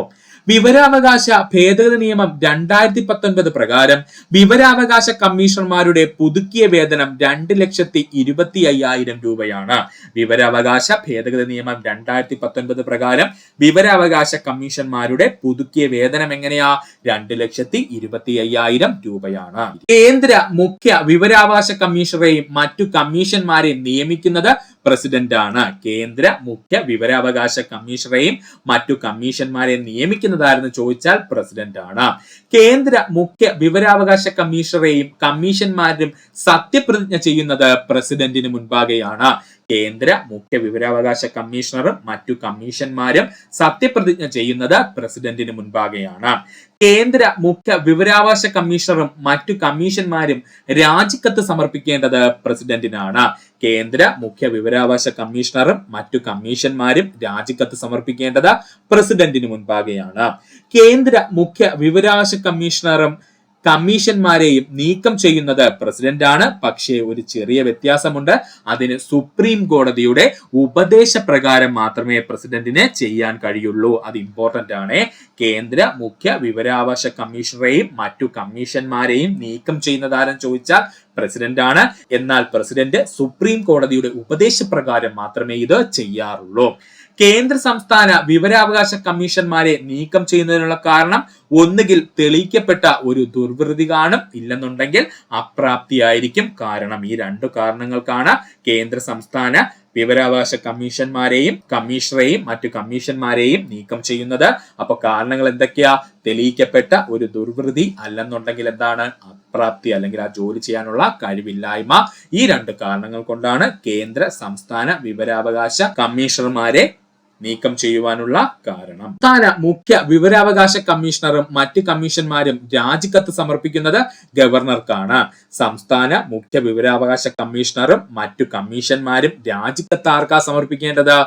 ഗവർണർക്കാണ്. സംസ്ഥാന മുഖ്യ വിവരാവകാശ കമ്മീഷനെയും മറ്റു കമ്മീഷന്മാരെയും നീക്കം ചെയ്യുവാനുള്ള അവകാശം ഗവർണർക്കാണ്. പക്ഷേ ഗവർണർ സുപ്രീം കോടതിയുടെ ഉപദേശം ചോദിച്ചിരിക്കണം. ഇമ്പോർട്ടന്റ് ആണ് കേട്ടോ. സംസ്ഥാന മുഖ്യ വിവരാവകാശ കമ്മീഷണറെയും മറ്റ് കമ്മീഷന്മാരെയും നീക്കം ചെയ്യുന്നത് ഗവർണറാണ്. പക്ഷേ ഗവർണർ എന്ത് ചെയ്തിരിക്കണം? സുപ്രീം കോടതിയുടെ ഉപദേശപ്രകാരം മാത്രമേ ഇത് ചെയ്യുവാൻ പാടുള്ളൂ. കേരളത്തിലെ പ്രഥമ ചീഫ് ഇൻഫർമേഷൻ കമ്മീഷനായിരുന്നു പാലാട്ട് മോഹൻദാസ്. കേരളത്തിലെ പ്രഥമ ചീഫ് ഇൻഫർമേഷൻ കമ്മീഷണർ ആരായിരുന്നു? പാലാട്ട് മോഹൻദാസ് ആയിരുന്നു. കേരളത്തിലെ ഇപ്പോഴത്തെ ചീഫ് ഇൻഫർമേഷൻ കമ്മീഷണറാണ് വി ഹരിനായർ. കേരളത്തിലെ ഇപ്പോഴത്തെ ചീഫ് ഇൻഫർമേഷൻ കമ്മീഷണർ ആരെന്ന് ചോദിച്ചു കഴിഞ്ഞാൽ അത് വി ഹരിനായരാണ്. സാധുജന പരിപാലന സംഘം എന്ന പരിഷ്കരണ പ്രസ്ഥാനത്തിന്റെ സ്ഥാപകനാര്? അയ്യങ്കാളി. സാധുജന പരിപാലന സംഘം എന്ന പരിഷ്കരണ പ്രസ്ഥാനത്തിന്റെ സ്ഥാപകനാരാണ്? അയ്യങ്കാളിയാണ്. പ്രാചീന മലയാളം ആരുടെ രചനയാണ്? ചട്ടമ്പി സ്വാമികളുടെ. പ്രാചീന മലയാളം ആരുടെ രചനയാണ്? ചട്ടമ്പി സ്വാമികളുടെ രചനയാണ്. അരുൾനൂൽ ആരുടെ കൃതിയാണ്? വൈകുണ്ഠ സ്വാമികളുടെ കൃതിയാണ്. അരുൾനൂൽ ആരുടെ കൃതിയാണ്? വൈകുണ്ഠ സ്വാമികളുടെ കൃതിയാണ്.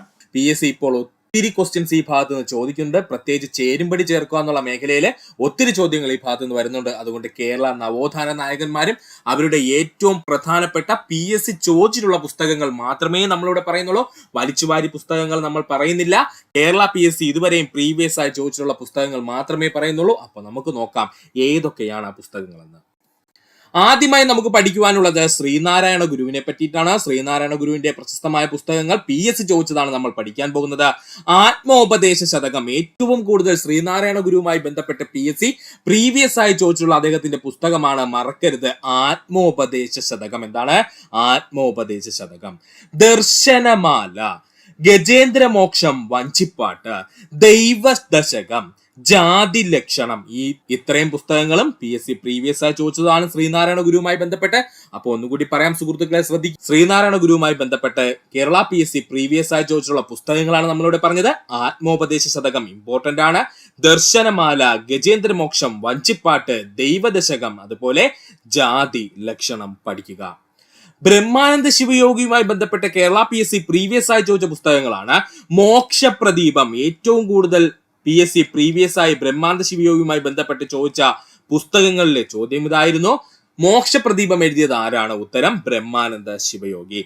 ആനന്ദക്കുമ്മി രണ്ടാമത്തെ പുസ്തകം ഏതാണ്? ആനന്ദക്കുമ്മി. ശിവയോഗ രഹസ്യം, ശിവയോഗ രഹസ്യം. ബ്രഹ്മ സങ്കീർത്തനം, ബ്രഹ്മ സങ്കീർത്തനം. ഇത്രയും പുസ്തകങ്ങളും ബ്രഹ്മാനന്ദ ശിവയോഗിയുടെ പ്രശസ്തമായിട്ടുള്ള പുസ്തകങ്ങൾ അല്ലെങ്കിൽ PSC പ്രീവിയസ് ആയി ചോദിച്ച പുസ്തകങ്ങളാണ്. ഒന്നുകൂടി പറയാം സുഹൃത്തുക്കളെ, ശ്രദ്ധിക്കുക.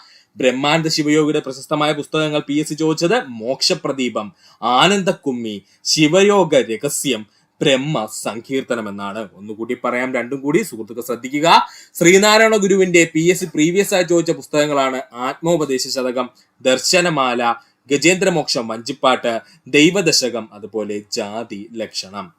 ബ്രഹ്മാനന്ദ ശിവയോഗിയുമായി ബന്ധപ്പെട്ട് PSC പ്രീവിയസ് ആയി ചോദിച്ച പുസ്തകങ്ങളാണ് മോക്ഷപ്രദീപ ഖണ്ഡനം, ആനന്ദക്കുമ്മി, ശിവയോഗ രഹസ്യം, ബ്രഹ്മ സങ്കീർത്തനം പഠിക്കുക. കുര്യാക്കോസ് ഏലിയാസ് ചാവറ അച്ഛനുമായി ബന്ധപ്പെട്ട് PSC ഒരുപാട് തവണ കുര്യാക്കോസ് ഏലിയാസ് ചാവറ അച്ഛനുമായി ബന്ധപ്പെട്ട് പ്രീവിയസ് ആയി ചോദിച്ചതാണ്. ആത്മാനുതാപം, മരണപർവം, 40 മണിയുടെ ക്രമം, നളാഗമങ്ങൾ. ഇത്രയും പഠിച്ചോളൂ സുഹൃത്തുക്കളെ. കുര്യാക്കോസ് ഏലിയാസ് ചാവറ അച്ഛനുമായി ബന്ധപ്പെട്ട് കേരള PSC ചോദിച്ച പ്രശസ്തമായ പുസ്തകങ്ങൾ ഏതൊക്കെയെന്ന് ചോദിച്ചാൽ ആത്മാനുതാപം, മരണപർവം, 40 മണികളുടെ ക്രമം, നളാഗമങ്ങൾ. ഇതിൽ നളാഗമങ്ങളും ആത്മാനുതാപവും ഒരുപാട് തവണ PSC പ്രീവിയസ് ആയി ചോദിച്ചതാണ്, പഠിക്കുക.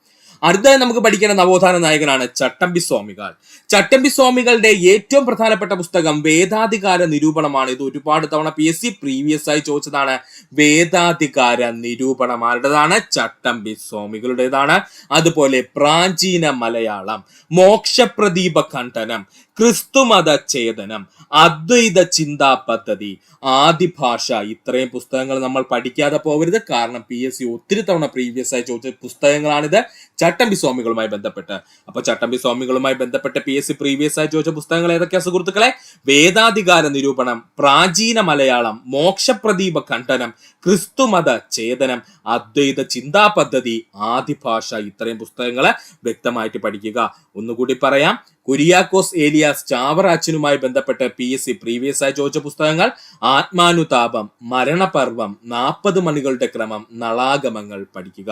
ചട്ടമ്പി സ്വാമിയുമായി ബന്ധപ്പെട്ട PSC പ്രീവിയസ് ആയി ചോദിച്ച പുസ്തകങ്ങൾ ഏതൊക്കെയെന്ന് ചോദിച്ചാൽ: വേദാധികാര നിരൂപണം, പ്രാചീന മലയാളം, മോക്ഷപ്രദീപ ഖണ്ഡനം, ക്രിസ്തുമത ഛേദനം, അദ്വൈത ചിന്താ പദ്ധതി, ആദിഭാഷ വാഗ്ഭടാനന്ദുമായി ബന്ധപ്പെട്ട് PSC പ്രീവിയസ് ആയി ചോദിച്ച പുസ്തകങ്ങളാണ്. അതിൽ 2 രീതിയിലുണ്ട്. അദ്ദേഹത്തിന്റെ മാസികകളും ചോദിച്ചിട്ടുണ്ട്, അതുപോലെ അദ്ദേഹത്തിന്റെ പുസ്തകങ്ങളും എടുത്ത് ചോദിച്ചിട്ടുണ്ട്.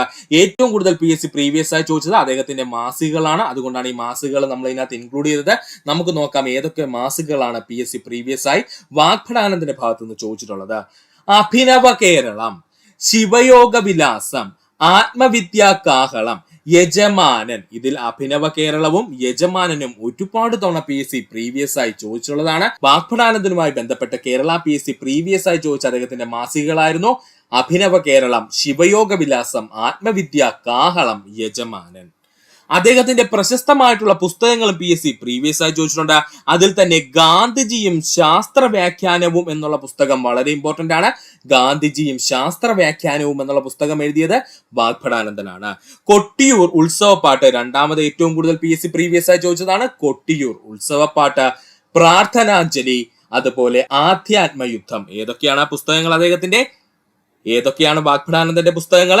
ഗാന്ധിജിയും ശാസ്ത്ര വ്യാഖ്യാനവും, കൊട്ടിയൂർ ഉത്സവപ്പാട്ട്, പ്രാർത്ഥനാഞ്ജലി, അതുപോലെ തന്നെ ആധ്യാത്മയുദ്ധം പഠിക്കുക. അപ്പൊ ഒന്നുകൂടി പറഞ്ഞുതരാം സുഹൃത്തുക്കളെ. വാഗ്ഭടാനന്ദനുമായി ബന്ധപ്പെട്ട് PSC സ്ഥിരമായിട്ട് ചോദിക്കുന്ന അദ്ദേഹത്തിന്റെ മാസികകളും അതുപോലെ അദ്ദേഹത്തിന്റെ പുസ്തകങ്ങളുമാണ്. ഇത് രണ്ടും നമ്മൾ സെപ്പറേറ്റ് തന്നെ പഠിക്കേണ്ടതുണ്ട്. അതുകൊണ്ട് ആദ്യമായി നമുക്ക് വാഗ്ഭടാനന്ദനുമായി ബന്ധപ്പെട്ടിട്ടുള്ള PSC പ്രീവിയസ് ആയി ചോദിച്ചിട്ടുള്ള മാസികകൾ നോക്കാം. അഭിനവ കേരളം, ശിവയോഗ വിലാസം, ആത്മവിദ്യാ കാഹളം, യജമാനൻ. അദ്ദേഹത്തിന്റെ പ്രശസ്തമായ പുസ്തകങ്ങൾ ഏതൊക്കെയായിരുന്നു? ഗാന്ധിജിയും ശാസ്ത്ര വ്യാഖ്യാനവും, കൊട്ടിയൂർ ഉത്സവപ്പാട്ട്, പ്രാർത്ഥനാഞ്ജലി, അതുപോലെ ആധ്യാത്മയുദ്ധം. ഇത്രയും ഭാഗം സുഹൃത്തുക്കളെ പഠിക്കുക. സഹോദരൻ അയ്യപ്പനുമായി ബന്ധപ്പെട്ട PSC പ്രീവിയസ് ആയി ചോദിച്ച പുസ്തകങ്ങളാണ് അഹല്യയും റാണി സന്ദേശവും. ഇത് രണ്ടുമാണ് അദ്ദേഹത്തിന്റെ പ്രശസ്തമായിട്ടുള്ള പുസ്തകങ്ങൾ. സഹോദരൻ അയ്യപ്പനുമായി ബന്ധപ്പെട്ടുകൊണ്ട് കേരള PSC പ്രീവിയസ് ആയി ചോദിച്ച സഹോദരൻ അയ്യപ്പന്റെ പുസ്തകങ്ങൾ ഏതൊക്കെയാണ്? അഹല്യയും റാണി സന്ദേശവുമാണ്. AK ഗോപാലനുമായി ബന്ധപ്പെട്ടുകൊണ്ട് PSC പ്രീവിയസ് ആയി ചോദിച്ച അദ്ദേഹത്തിന്റെ പുസ്തകങ്ങളാണ് എന്റെ ജീവിതകഥ. അദ്ദേഹത്തിന്റെ ആത്മകഥ അല്ലെങ്കിൽ ഓട്ടോബയോഗ്രഫിയാണ് ഈ പറഞ്ഞിരിക്കുന്ന എന്റെ ജീവിതകഥ എന്നുള്ളത്. അതുപോലെ കൊടുങ്കാറ്റിന്റെ മാറ്റൊലി, മണ്ണിനു വേണ്ടി, ഇമ്പോർട്ടന്റ് ആണ്, പഠിച്ചോളണേ, മണ്ണിനു വേണ്ടി, എന്റെ ഡയറി, ഹരിജനം. ഇത്രയും PSC പ്രീവിയസ് ആയി ചോദിച്ചതാണ്. അതിൽ തന്നെ മണ്ണിനു വേണ്ടിയും എന്റെ ജീവിതകഥയും ഒരുപാട് തവണ PSC പ്രീവിയസ് ആയി ചോദിച്ചതാണ്. അതുകൊണ്ട് സുഹൃത്തുക്കൾ ഇമ്പോർട്ടൻസ് കൊടുത്ത് പഠിക്കുക. AK ഗോപാലനുമായി ബന്ധപ്പെട്ട് കേരള PSC പ്രീവിയസ് ആയി ചോദിച്ച അദ്ദേഹത്തിന്റെ പുസ്തകങ്ങൾ ചോദിച്ചാൽ എന്റെ ജീവിതകഥ, അത് അദ്ദേഹത്തിന്റെ ഓട്ടോബയോഗ്രഫി അല്ലെങ്കിൽ അദ്ദേഹത്തിന്റെ ആത്മകഥയാണ്. കൊടുങ്കാറ്റിന്റെ മാറ്റൊലി, മണ്ണിനു വേണ്ടി, എന്റെ ഡയറി, ഹരിജനം. ഇത്രയും പുസ്തകങ്ങൾ സുഹൃത്തുക്കളെ പഠിക്കുക. പൊയ്കെ യോഹനുമായി ബന്ധപ്പെട്ട് PSC പ്രീവിയസ് ആയി ചോദിച്ച പുസ്തകമാണ് രത്നമണികൾ. പൊയ്കെ യോഹനുമായി ബന്ധപ്പെട്ട് PSC പ്രീവിയസ് ആയി ചോദിച്ച പുസ്തകമാണ് രത്നമണികൾ. എന്താണ് രത്നമണികൾ? ഇപ്പോൾ അങ്ങോട്ട് PSC ചോദിച്ചേ, അതുകൊണ്ട് പഠിച്ചോളുക. പൊയ്കെ യോഹനുമായി ബന്ധപ്പെട്ട് കേരള PSC ചോദിച്ച പുസ്തകമാണ് രത്നമണികൾ. പഠിക്കുക. VT ഭട്ടതിരിപ്പാടുമായി ബന്ധപ്പെട്ട് കേരള PSC പ്രീവിയസ് ആയി ചോദിച്ച പുസ്തകങ്ങളാണ് കണ്ണീരും കിനാവും. ഏതൊക്കെയാണ്? കണ്ണീരും കിനാവും, പൊഴിഞ്ഞ പൂക്കൾ, ജീവിത സ്മരണ, എന്റെ മണ്ണ്, ദക്ഷിണായനം. ഇതിൽ കണ്ണീരും കിനാവും PSC ഏറ്റവും കൂടുതൽ പ്രീവിയസ് ആയി VT ഭട്ടതിരിപ്പാടുമായി ബന്ധപ്പെട്ട് ചോദിച്ച ചോദ്യമാണ്. അതുകൊണ്ട് സുഹൃത്തുക്കൾ ഈ ഭാഗം വ്യക്തമായിട്ട് പഠിക്കാൻ ശ്രമിക്കുക. ഒന്നുകൂടി പറയാം. VT ഭട്ടതിരിപ്പാടുമായി ബന്ധപ്പെട്ടുകൊണ്ട് കേരള PSC പ്രീവിയസ് ആയി ചോദിച്ച പുസ്തകങ്ങൾ ഏതൊക്കെയാ സുഹൃത്തുക്കളെ? കണ്ണീരും കിനാവും, പൊഴിഞ്ഞ പൂക്കൾ, ജീവിത സ്മരണകൾ, എന്റെ മണ്ണ്, ദക്ഷിണായനം പഠിക്കുക. പണ്ഡിറ്റ് KP കറുപ്പനുമായി ബന്ധപ്പെട്ട് കേരള PSC പ്രീവിയസ് ആയി ചോദിച്ച പുസ്തകങ്ങളാണ് ലങ്കാമർദ്ദനം. ആദ്യത്തേതാണ് ലങ്കാമർദ്ദനം. സ്തോത്രമന്ദാരം. എന്താണ് സ്തോത്രമന്ദാരം? ജാതിക്കുമ്മി, ബാലകലേശം, ഉദ്യാന വിരുന്ന്. ഇത്രയും PSC പ്രീവിയസ് ആയി ചോദിച്ച പണ്ഡിറ്റ് KP കറുപ്പന്റെ പുസ്തകങ്ങളാണ്. ഇതിൽ ലങ്കാമർദ്ദനവും അതുപോലെ തന്നെ ജാതിക്കുമ്മിയും ഇമ്പോർട്ടന്റ് ആണ്. പണ്ഡിറ്റ് KP കറുപ്പനുമായി ബന്ധപ്പെട്ട ഈ രണ്ട് പുസ്തകങ്ങൾ ഏറ്റവും ഇമ്പോർട്ടന്റ് ആണ്. അതിൽ തന്നെ ജാതിക്കുമ്മി പഠിക്കാതെ പോവരുതേ സുഹൃത്തുക്കളെ. പണ്ഡിറ്റ് KP കറുപ്പന്റെ പ്രശസ്തമായിട്ടുള്ള പുസ്തകമാണ് ജാതിക്കുമ്മി എന്നുള്ളത് പഠിക്കുക. അപ്പോൾ ഒന്നുകൂടി പറയാം, ശ്രദ്ധിക്കുക. VT ഭട്ടതിരിപ്പാടുമായി ബന്ധപ്പെട്ട കേരള PSC പ്രീവിയസ് ആയി ചോദിച്ച അദ്ദേഹത്തിന്റെ പുസ്തകങ്ങൾ കണ്ണീരും കിനാവും, പൊഴിഞ്ഞ പൂക്കൾ, ജീവിത സ്മരണകൾ, എന്റെ മണ്ണ്, ദക്ഷിണായനം എന്നിവയാണ്. പണ്ഡിറ്റ് KP കറുപ്പനുമായി ബന്ധപ്പെട്ട് കേരള PSC പ്രീവിയസ് ആയി ചോദിച്ച അദ്ദേഹത്തിന്റെ പുസ്തകങ്ങൾ ഏതൊക്കെയാണെന്ന് ചോദിച്ചാൽ ലങ്കാമർദ്ദനം, സ്തോത്രമന്ദാരം, ജാതിക്കുമ്മി, ഒന്നുകൂടി പറയുന്നു ജാതിക്കുമ്മി, ബാലകലേശം, ഉദ്യാന വിരുന്ന് എന്നിവയാണ് പഠിക്കുക. കുമാരനാശാനുമായി ബന്ധപ്പെട്ട് കേരള PSC പ്രീവിയസ് ആയി ചോദിച്ച പുസ്തകങ്ങളാണ് വീണപൂവ്, നളിനി, പുഷ്പവാടി, ചണ്ടാള ഭിക്ഷുകി, ദുരാവസ്ഥ, പ്രരോധനം. ഇതിൽ ദുരാവസ്ഥയും പ്രരോധനവും ഒരുപാട് തവണ PSC പ്രീവിയസ് ആയി ചോദിച്ചതാണ്. സുഹൃത്തുക്കൾ വ്യക്തമായിട്ട് പഠിക്കുക. കുമാരനാശാന്റെ പ്രശസ്തമായിട്ടുള്ള കൃതിയാണ് പ്രരോധനം എന്നുള്ളത്. ഒന്നുകൂടി പറഞ്ഞുതരാം സുഹൃത്തുക്കളെ, ശ്രദ്ധിക്കുക. കേരള PSC കുമാരനാശാനുമായി ബന്ധപ്പെട്ട് പ്രീവിയസ് ആയി ചോദിച്ച പുസ്തകങ്ങൾ ഏതൊക്കെയെന്ന് ചോദിച്ചാൽ വീണപൂവ്, നളിനി, പുഷ്പവാടി, ചണ്ടാള ഭിക്ഷുകി, ദുരാവസ്ഥ, പ്രരോധനം എന്നിവയാണ്. സ്വദേശാഭിമാനി രാമകൃഷ്ണ പിള്ളയുമായി ബന്ധപ്പെട്ട കേരള PSC പ്രീവിയസ് ആയി ചോദിച്ച പുസ്തകങ്ങളാണ് കാറൽ മാക്സ്. എന്താണ് കാറൽ മാക്സ്? കേരള ഭാഷോൽപത്തി, ഡൽഹി ദർബാർ, മോഹൻദാസ് ഗാന്ധി. ഇതിൽ കാറൽ മാക്സ് ഒരുപാട് തവണ പ്രീവിയസ് ആയി PSC ചോദിച്ചതാണ്, പഠിച്ചോളുക. സ്വദേശാഭിമാനി രാമകൃഷ്ണ പിള്ളയുമായി ബന്ധപ്പെട്ടുകൊണ്ട് കേരള PSC പ്രീവിയസ് ആയി ചോദിച്ച അദ്ദേഹത്തിന്റെ പുസ്തകങ്ങൾ ഏതൊക്കെയെന്ന് ചോദിച്ചാൽ കാറൽ മാക്സ്, കേരള ഭാഷോൽപത്തി, ഡൽഹി ദർബാർ, മോഹൻദാസ് ഗാന്ധി.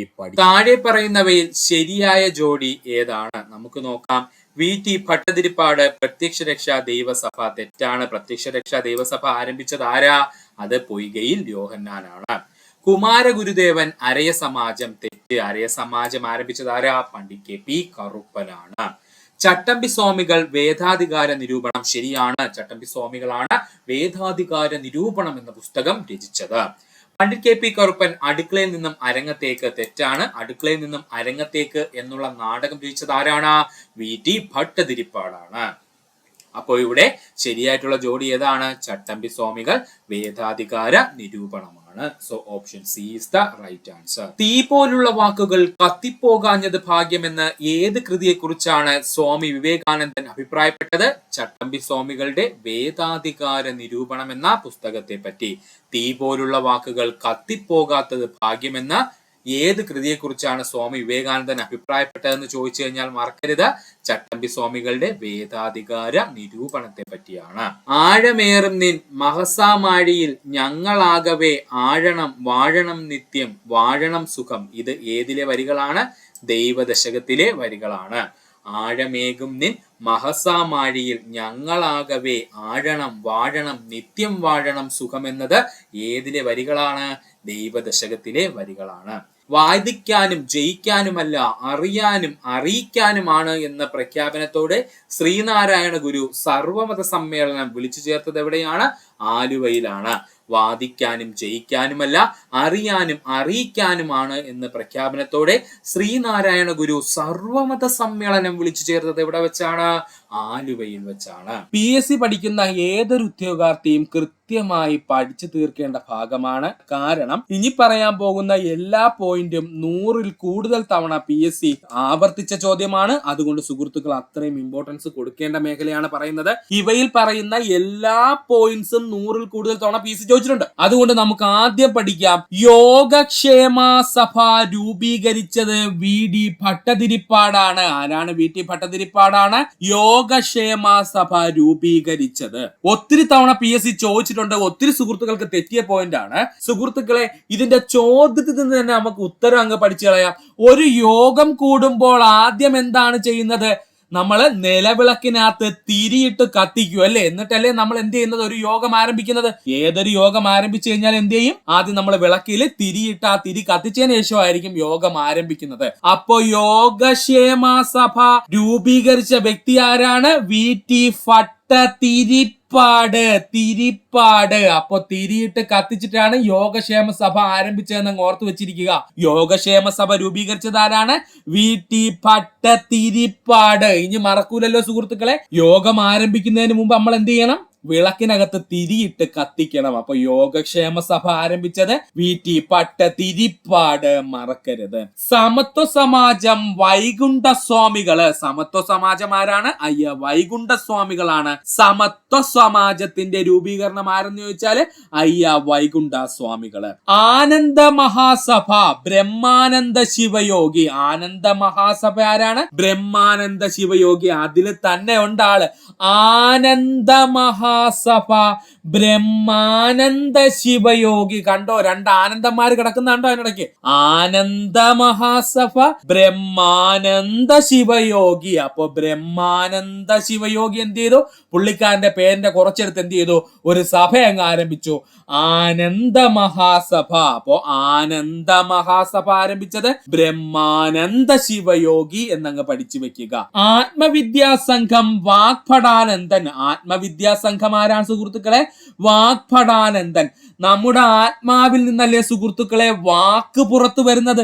നമ്മൾ എന്തെങ്കിലുമൊക്കെ പറയുമ്പോൾ നമ്മുടെ ആത്മാവിൽ നിന്നുമാണ് വാക്ക് പുറത്തു വരുന്നത് എന്നങ്ങ് പഠിക്കുക. അപ്പോ ആത്മവിദ്യാസംഘം രൂപീകരിച്ച വ്യക്തി ആരാണ്? വാഗ്ഭടാനന്ദൻ. ആത്മവിദ്യാസംഘം രൂപീകരിച്ച വ്യക്തി ആരാണ്? വാഗ്ഭടാനന്ദൻ. അപ്പോ ആത്മാവിൽ നിന്നാണ് വാക്ക് വരുന്നത് എന്നങ്ങ് പഠിച്ചു വെക്കുക. ആത്മവിദ്യാസംഘം രൂപീകരിച്ചത് ആരാണ്? വാഗ്ഭടാനന്ദൻ. അരയ സമാജം പണ്ഡിറ്റ് KP കറുപ്പൻ. അരയില് കറുപ്പാണ് എന്നങ്ങ് പഠിച്ചു വെക്കുക. അരയിൽ എന്താണ്? കറുപ്പാണ് എന്നങ്ങ് പഠിച്ചു വെക്കുക. അരയ സമാജം രൂപീകരിച്ചത് പണ്ഡിറ്റ് KP കറുപ്പൻ. നമുക്ക് എങ്ങനെയെങ്കിലും ഈ ഒരു പോർഷൻ പഠിച്ചെടുക്കുക എന്ന് മാത്രം സുഹൃത്തുക്കൾ വിചാരിക്കുക. അരയ സമാജം രൂപീകരിച്ചത് ആരാണ്? പണ്ഡിറ്റ് KP കറുപ്പനാണ്. സാധുജന പരിപാലന സംഘം അയ്യങ്കാളി. സാധുവായ അയ്യനെന്നങ്ങ് പഠിച്ചു വെച്ചിരിക്കുക. സാധുജന പരിപാലന സംഘം രൂപീകരിച്ചത് അയ്യങ്കാളിയാണ്. സാധുവായ അയ്യനെന്നങ്ങ് പഠിച്ചു വെക്കുക. സാധുജന പരിപാലന സംഘം സ്ഥാപിച്ചതാരെന്ന് ചോദിച്ചാൽ അയ്യങ്കാളിയാണ്. സാധുവായ അയ്യനെന്നങ്ങ് പഠിച്ചു വെച്ചിരിക്കുക. നായർ സർവീസ് സൊസൈറ്റി എല്ലാവർക്കും അറിയാവുന്ന പോയിന്റ് ആണ്. NSS നായർ സർവീസ് സൊസൈറ്റിയുടെ സ്ഥാപകൻ മന്നത്ത് പത്മനാഭൻ. ആരാണ്? മന്നത്ത് പത്മനാഭനാണ്. പ്രത്യക്ഷ രക്ഷാ ദൈവസഭ കുമാര ഗുരുദേവൻ. പ്രത്യക്ഷ രക്ഷാ ദൈവസഭയുടെ സ്ഥാപകൻ ആരാണ്? കുമാര ഗുരുദേവൻ. സുഹൃത്തുക്കളെ, ദൈവങ്ങൾക്ക് വേണ്ടിയിട്ട് ഒരു സഭ രൂപീകരിക്കണമെങ്കിൽ അതൊരു ദേവനല്ലേ പറ്റത്തുള്ളൂ. ദൈവങ്ങൾക്ക് വേണ്ടിയിട്ട് ഒരു സഭ രൂപീകരിക്കണമെങ്കിൽ അത് ആരായിരിക്കണം ആ സഭ രൂപീകരിക്കേണ്ടത്? ഒരു ദേവനായിരിക്കണം രൂപീകരിക്കേണ്ടത്. അത്രേ ഉള്ളൂ. പോയിന്റ് ഓർത്ത് വെച്ചിരിക്കുക. പ്രത്യക്ഷ രക്ഷ ദൈവസഭ രൂപീകരിച്ചത് കുമാര ഗുരുദേവനാണ്. പ്രത്യക്ഷ രക്ഷാ ദൈവസഭ രൂപീകരിച്ചത് ആരാണ്? കുമാര ഗുരുദേവനാണ്. മറക്കരുത്. പ്രത്യക്ഷ രക്ഷാ ദൈവസഭ രൂപീകരിച്ചത് ആരാണ്? കുമാര ഗുരുദേവനാണ്. അപ്പോ ഒരു ദൈവങ്ങൾക്ക് വേണ്ടി ഒരു സഭ രൂപീകരിക്കണമെങ്കിൽ അതൊരു ദേവനായിരിക്കണം. പഠിച്ചു വെച്ചേക്കാ സുഹൃത്തുക്കൾ, ഒരിക്കലും മറന്നു പോവരുത്. പ്രത്യക്ഷ രക്ഷാ ദൈവസഭ രൂപീകരിച്ചതാരെന്ന് ചോദിച്ചാൽ കുമാര ഗുരുദേവനാണ്. ശ്രീനാരായണ ധർമ്മ പരിപാലന സംഘം നമ്മൾ PSC പഠിക്കുന്ന എല്ലാ സുഹൃത്തുക്കൾക്കും അറിയാവുന്ന പോയിന്റ്. ശ്രീനാരായണ ഗുരു അതിൽ തന്നെ ഉണ്ടല്ലേ. ശ്രീനാരായണ ധർമ്മ പരിപാലന സംഘം രൂപീകരിച്ചതാരെന്ന് ചോദിച്ചാൽ അത് ശ്രീനാരായണ ഗുരുവാണ്. അതിൽ തന്നെ ഉണ്ട്. നമുക്ക് 1 മാർക്കോ അതിൽ കൂടുതലോ കിട്ടാൻ സാധ്യതയുള്ള മേഖലയിലുള്ള ചോദ്യമാണ് പറഞ്ഞുകൊണ്ടിരിക്കുന്നത്. ശ്രദ്ധിക്കുക. അപ്പൊ ഒന്നുകൂടി പറയുവാണ്, ഡൗട്ടുള്ള സുഹൃത്തുക്കൾ ശ്രദ്ധിച്ചിരിക്കുക. യോഗക്ഷേമ സഭ രൂപീകരിച്ചത് VT തിരിപ്പാടാണ്. യോഗം ആരംഭിക്കുന്നതിന് മുമ്പ് നമ്മൾ എന്ത് ചെയ്യും? വിളക്കിലെ തിരിയിട്ട് കത്തിക്കും. അപ്പൊ തിരിപ്പാട്. സമത്വ സമാജം രൂപീകരിച്ചത് വൈകുണ്ഠ സ്വാമികള്. ആനന്ദ മഹാസഭ രൂപീകരിച്ചത് ബ്രഹ്മാനന്ദ ശിവയോഗി. രണ്ടിടത്തും ആനന്ദമുണ്ട് കേട്ടോ. ബ്രഹ്മാനന്ദ ശിവയോഗി. ആത്മവിദ്യാസംഘം രൂപീകരിച്ചത് വാഗ്ഭടാനന്ദൻ. ആത്മാവിൽ നിന്നാണ് വാക്കുണ്ടാകുന്നത്. ആത്മവിദ്യാസംഘം രൂപീകരിച്ചത് വാഗ്ഭടാനന്ദൻ. അരയ സമാജം പണ്ഡിറ്റ് KP കറുപ്പൻ. അരയില് കറുപ്പാണ് എന്ന് പഠിച്ചു വെക്കുക. അരയ സമാജം പണ്ഡിറ്റ് KP കറുപ്പൻ. സാധുജന പരിപാലന സംഘം അയ്യങ്കാളി. സാധുവായ അയ്യൻ എന്ന് പഠിച്ചു വെക്കുക. സാധുവായ അയ്യൻ എന്ന് പഠിക്കുക. സാധുജന പരിപാലന സംഘം അയ്യങ്കാളി. നായർ സർവീസ് സൊസൈറ്റി NSSന്റെ സ്ഥാപകൻ മന്നത്ത് പത്മനാഭനാണ്. പ്രത്യക്ഷ രക്ഷ ദൈവസഭ കുമാര ഗുരുദേവൻ. ദൈവങ്ങൾക്ക് വേണ്ടി ഒരു സഭ രൂപീകരിക്കണമെങ്കിൽ അതൊരു ദേവനെ പറ്റുള്ളൂ. അപ്പോ പ്രത്യക്ഷ രക്ഷ ദൈവസഭ രൂപീകരിച്ചത് കുമാരഗുരു ദേവനാണ്. പിന്നെ ശ്രീനാരായണ ധർമ്മ പരിപാലന സംഘം ആരാണ് രൂപീകരിച്ചതെന്ന് ചോദിച്ചാൽ നമുക്ക് എല്ലാവർക്കും അറിയാവുന്ന പോയിന്റ് ശ്രീനാരായണ ഗുരുവാണ്. ആ ചോദ്യത്തിൽ തന്നെ ഉത്തരം അടങ്ങിയിരിക്കുന്നു. അപ്പോൾ ഇത്രയും ഭാഗം സുഹൃത്തുക്കൾ വ്യക്തമായിട്ട് പഠിക്കുക. കേരള നവോത്ഥാനത്തിന്റെ പിതാവ് ശ്രീനാരായണ ഗുരു. കേരള നവോത്ഥാനത്തിന്റെ പിതാവ് ആരാ? ശ്രീനാരായണ ഗുരുവാണ്. നാണുവാശാൻ എന്നറിയപ്പെട്ടിരുന്നത് ശ്രീനാരായണ ഗുരു. നാണുവാശാൻ എന്നറിയപ്പെട്ടിരുന്ന ആരാ? ശ്രീനാരായണ ഗുരുവാണ്. പെരിയ സ്വാമി എന്നറിയപ്പെട്ടിരുന്നത് ശ്രീനാരായണ ഗുരുവാണ്. പഠിച്ചോളനെ. പെരിയ സ്വാമി എന്നറിയപ്പെട്ടിരുന്നത് ആരാ? ശ്രീനാരായണ ഗുരുവാണ്. ഗുരുക്കന്മാരുടെ ഗുരു എന്നറിയപ്പെട്ടിരുന്നത് തൈക്കാടയ്യ. ഗുരുക്കന്മാരുടെ ഗുരു എന്നറിയപ്പെട്ടത് തൈക്കാടയ്യ.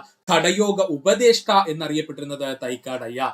ഘടയോഗ ഉപദേഷ്ട എന്നറിയപ്പെട്ടിരുന്നത് തൈക്കാടയ്യയാണ്. ശിവരാജ യോഗി എന്നറിയപ്പെട്ടിരുന്നത് തൈക്കാടയ്യയാണ്. ശിവരാജ യോഗി എന്നറിയപ്പെട്ടിരുന്നത് തൈക്കാടയ്യയാണ്. പഠിക്കുക. കേരള സാക്ഷരതയുടെ പിതാവ് കുര്യാക്കോസ് ഏലിയാസ് ചാവറയച്ചൻ. കേരള സാക്ഷരതയുടെ പിതാവ് കുര്യാക്കോസ് ഏലിയാസ് ചാവറയച്ചനാണ്. ദൈവദാസൻ എന്നറിയപ്പെട്ടിരുന്നത് കുര്യാക്കോസ് ഏലിയാസ് ചാവറയച്ചൻ. ദൈവദാസൻ എന്നറിയപ്പെട്ടിരുന്നത് കുര്യാക്കോസ് ഏലിയാസ് ചാവറയച്ചനാണ്. അനുഗ്രഹീത പുരോഹിത ശ്രേഷ്ഠൻ എന്നറിയപ്പെട്ടത് കുര്യാക്കോസ് ഏലിയാസ് ചാവറയച്ചനാണ്. അനുഗ്രഹീത പുരോഹിത ശ്രേഷ്ഠൻ എന്നറിയപ്പെട്ടത് ആരാ? കുര്യാക്കോസ് ഏലിയാസ് ചാവറയച്ചനാണ്. നിരീശ്വരവാദികളുടെ ഗുരു എന്നറിയപ്പെട്ടിരുന്നത് ബ്രഹ്മാനന്ദ ശിവയോഗി. നിരീശ്വരവാദികളുടെ ഗുരു എന്നറിയപ്പെട്ടിരുന്നത് ആരാ? ബ്രഹ്മാനന്ദ ശിവയോഗിയാണ്. VK ഗുരുക്കൾ എന്നറിയപ്പെട്ടിരുന്നത് വാഗ്ഭടാനന്ദനാണ്. VK ഗുരുക്കൾ എന്നറിയപ്പെട്ടിരുന്നത് വാഗ്ഭടാനന്ദൻ. അതായത് വയലേരി കുഞ്ഞിക്കണ്ണ ഗുരുക്കൾ. അതാണ് കേട്ടോ. VK ഗുരുക്കൾ എന്നറിയപ്പെട്ടത് ആരാ? വാഗ്ഭടാനന്ദനാണ്. സമ്പൂർണ്ണ ദേവൻ എന്നറിയപ്പെട്ടത് വൈകുണ്ഠ സ്വാമികളാണ്. സമ്പൂർണ്ണ ദേവൻ എന്നറിയപ്പെട്ടത് ആരാ? വൈകുണ്ഠ സ്വാമികളാണ്. കുമാര ഗുരുദേവൻ എന്നറിയപ്പെടുന്നത് പൊയ്കയിൽ യോഹന്നാനാണ്. അതുപോലെ തന്നെ പൊയ്കയിൽ അപ്പച്ചൻ എന്നൊക്കെ അറിയപ്പെടുന്നത് ആരാ? അതും പൊയ്കയിൽ യോഹന്നാനാണ് കേട്ടോ. കുമാര ഗുരുദേവൻ എന്നും പൊയ്കയിൽ അപ്പച്ചൻ എന്നും അറിയപ്പെടുന്നത് ആരാ? പൊയ്കയിൽ യോഹന്നാനാണ്. കേരള ലിംഗൻ എന്നറിയപ്പെടുന്നത് പണ്ഡിറ്റ് KP കറുപ്പനാണ്. കേരള ലിംഗൻ ആരാണ്? പണ്ഡിറ്റ് KP കറുപ്പനാണ്. നവോത്ഥാനത്തിന്റെ കവി എന്നും ചിന്നസ്വാമി എന്നും അറിയപ്പെടുന്നത് കുമാരനാശാൻ. പഠിച്ചോളനെ. നവോത്ഥാനത്തിന്റെ കവി എന്നും ചിന്നസ്വാമി എന്നും അറിയപ്പെടുന്നത് കുമാരനാശാനാണ്. വിപ്ലവത്തിന്റെ ശുക്രനക്ഷത്രം എന്നറിയപ്പെടുന്നത് കുമാരനാശാനാണ്. വിപ്ലവത്തിന്റെ ശുക്രനക്ഷത്രം എന്നറിയപ്പെടുന്നത് ആരാ? കുമാരനാശാനാണ്. കേരളം എന്നറിയപ്പെടുന്നത് സ്വദേശാഭിമാനി രാമകൃഷ്ണ പിള്ള. കേരളം എന്നറിയപ്പെടുന്നത് ആരാ? സ്വദേശാഭിമാനി രാമകൃഷ്ണ പിള്ളയാണ്. കേരള ഗാന്ധി കേളപ്പനാണ്. ഭാരത കേസരി മന്നത്ത് പത്മനാഭനാണ്. കേരള ഗാന്ധി കേളപ്പനും ഭാരത കേസരി എന്നറിയപ്പെടുന്നത് ആരാ? മന്നത്ത് പത്മനാഭനുമാണ്. ഏത് ലോഹത്തിന്റെ അയിരാണ് കലാമിൻ? ഉത്തരം സിങ്കിന്റെ. ഏത് ലോഹത്തിന്റെ അയിരാണ് കലാമിൻ? സിങ്കിന്റെ. അലുമിനിയത്തിന്റെ അയിര് ഏതാണ്? ഉത്തരം ബോക്സൈറ്റ്. അലുമിനിയത്തിന്റെ അയിര് ഏതാ സുഹൃത്തുക്കളെ? ബോക്സൈറ്റ് ആണ്. പ്രകൃതിദത്തമായി കാണപ്പെടുന്ന ലോഹങ്ങളെയോ മൂലക സംയുക്തങ്ങളെയോ പൊതുവെ ധാതുക്കൾ അഥവാ മിനറൽസ് എന്ന് വിളിക്കുന്നു. പ്രകൃതിദത്തമായി കാണപ്പെടുന്ന ലോഹങ്ങളെയോ മൂലക സംയുക്തങ്ങളെയോ പൊതുവെ ധാതുക്കൾ എന്ന് വിളിക്കുന്നു. ഇവയിൽ ലോഹ സംയുക്തങ്ങളും അലോഹ സംയുക്തങ്ങളും ഉൾപ്പെടുന്നു. ശരിയല്ലേ? നമ്മുടെ ഭൂമിയിൽ ലഭിക്കുന്ന മിനറൽസ് എന്ന് പറയുന്നത് ലോഹ സംയുക്തങ്ങളും കാണും, അലോഹ സംയുക്തങ്ങളും കാണും. ഏത് ധാതുവിൽ നിന്നാണോ എളുപ്പത്തിൽ ലാഭകരമായി ഒരു ലോഹം വേർതിരിച്ചെടുക്കാൻ കഴിയുന്നത് അതിനെ ആ ലോഹത്തിന്റെ അയിര് അഥവാ ഓർ എന്ന് പറയും. ഏതു ധാതുവിൽ നിന്നാണോ എളുപ്പത്തിൽ ലാഭകരമായി ഒരു ലോഹം വേർതിരിച്ചെടുക്കാൻ കഴിയുന്നത് അതിനെ ആ ലോഹത്തിന്റെ അയിര് അഥവാ ഓർ എന്ന് പറയുന്നു. അപ്പോൾ പ്രകൃതിദത്തമായിട്ട് നമുക്ക് എന്ത് ലഭിക്കും? ധാതുക്കൾ ലഭിക്കുമെന്ന് നമ്മൾ പറഞ്ഞു. ആ ധാതുക്കളിൽ നല്ല തോതിൽ എന്ത് വേണം? ലോഹത്തിന്റെ അംശമുണ്ട്. അത് വെറുതെ ഈ ലോഹത്തിന്റെ അംശം ഉണ്ടായാൽ പോരാ, അതിനെ കൃത്യമായിട്ട് വളരെ വേഗത്തിൽ നമുക്ക് വേർതിരിച്ചെടുക്കാനും പറ്റണം. അങ്ങനെയുള്ള ധാതുക്കളെ നമ്മൾ മറ്റൊരു കാറ്റഗറിയിലോട്ട് മാറ്റും. അതിനെയാണ് അയിര് എന്ന് പറയുന്നത്. ഇവിടെ നിന്ന് നിങ്ങൾക്ക് എന്ത് മനസ്സിലായി? ഈ എല്ലാ ധാതുക്കളും അയിരുകളാണോ? അല്ല. എന്നാൽ എല്ലാ അയിരുകളും ധാതുക്കളാണ് കേട്ടോ. കൺഫ്യൂഷൻ വേണ്ട. വീണ്ടും പറയുന്നു, നമ്മുടെ ഭൂമിയിൽ എന്തുണ്ട്? ധാതുക്കൾ ഇഷ്ടം പോലെ ഉണ്ട്. പക്ഷെ അതിൽ ചില ധാതുക്കളിൽ നല്ല രീതിക്ക് ലോഹത്തിന്റെ അംശം കാണും. വളരെ വേഗം ആ ലോഹം നമുക്ക് ആ ധാതുവിൽ നിന്ന് വേർതിരിക്കാൻ പറ്റും. അങ്ങനെയുള്ള ധാതുക്കളെ നമ്മൾ മാറ്റി വെച്ചിട്ട് പുതിയൊരു പേര് വിളിച്ചു, അതാണ് അയിര് എന്ന പേര്. ഇനി നമുക്ക് എന്ത് പറയാം?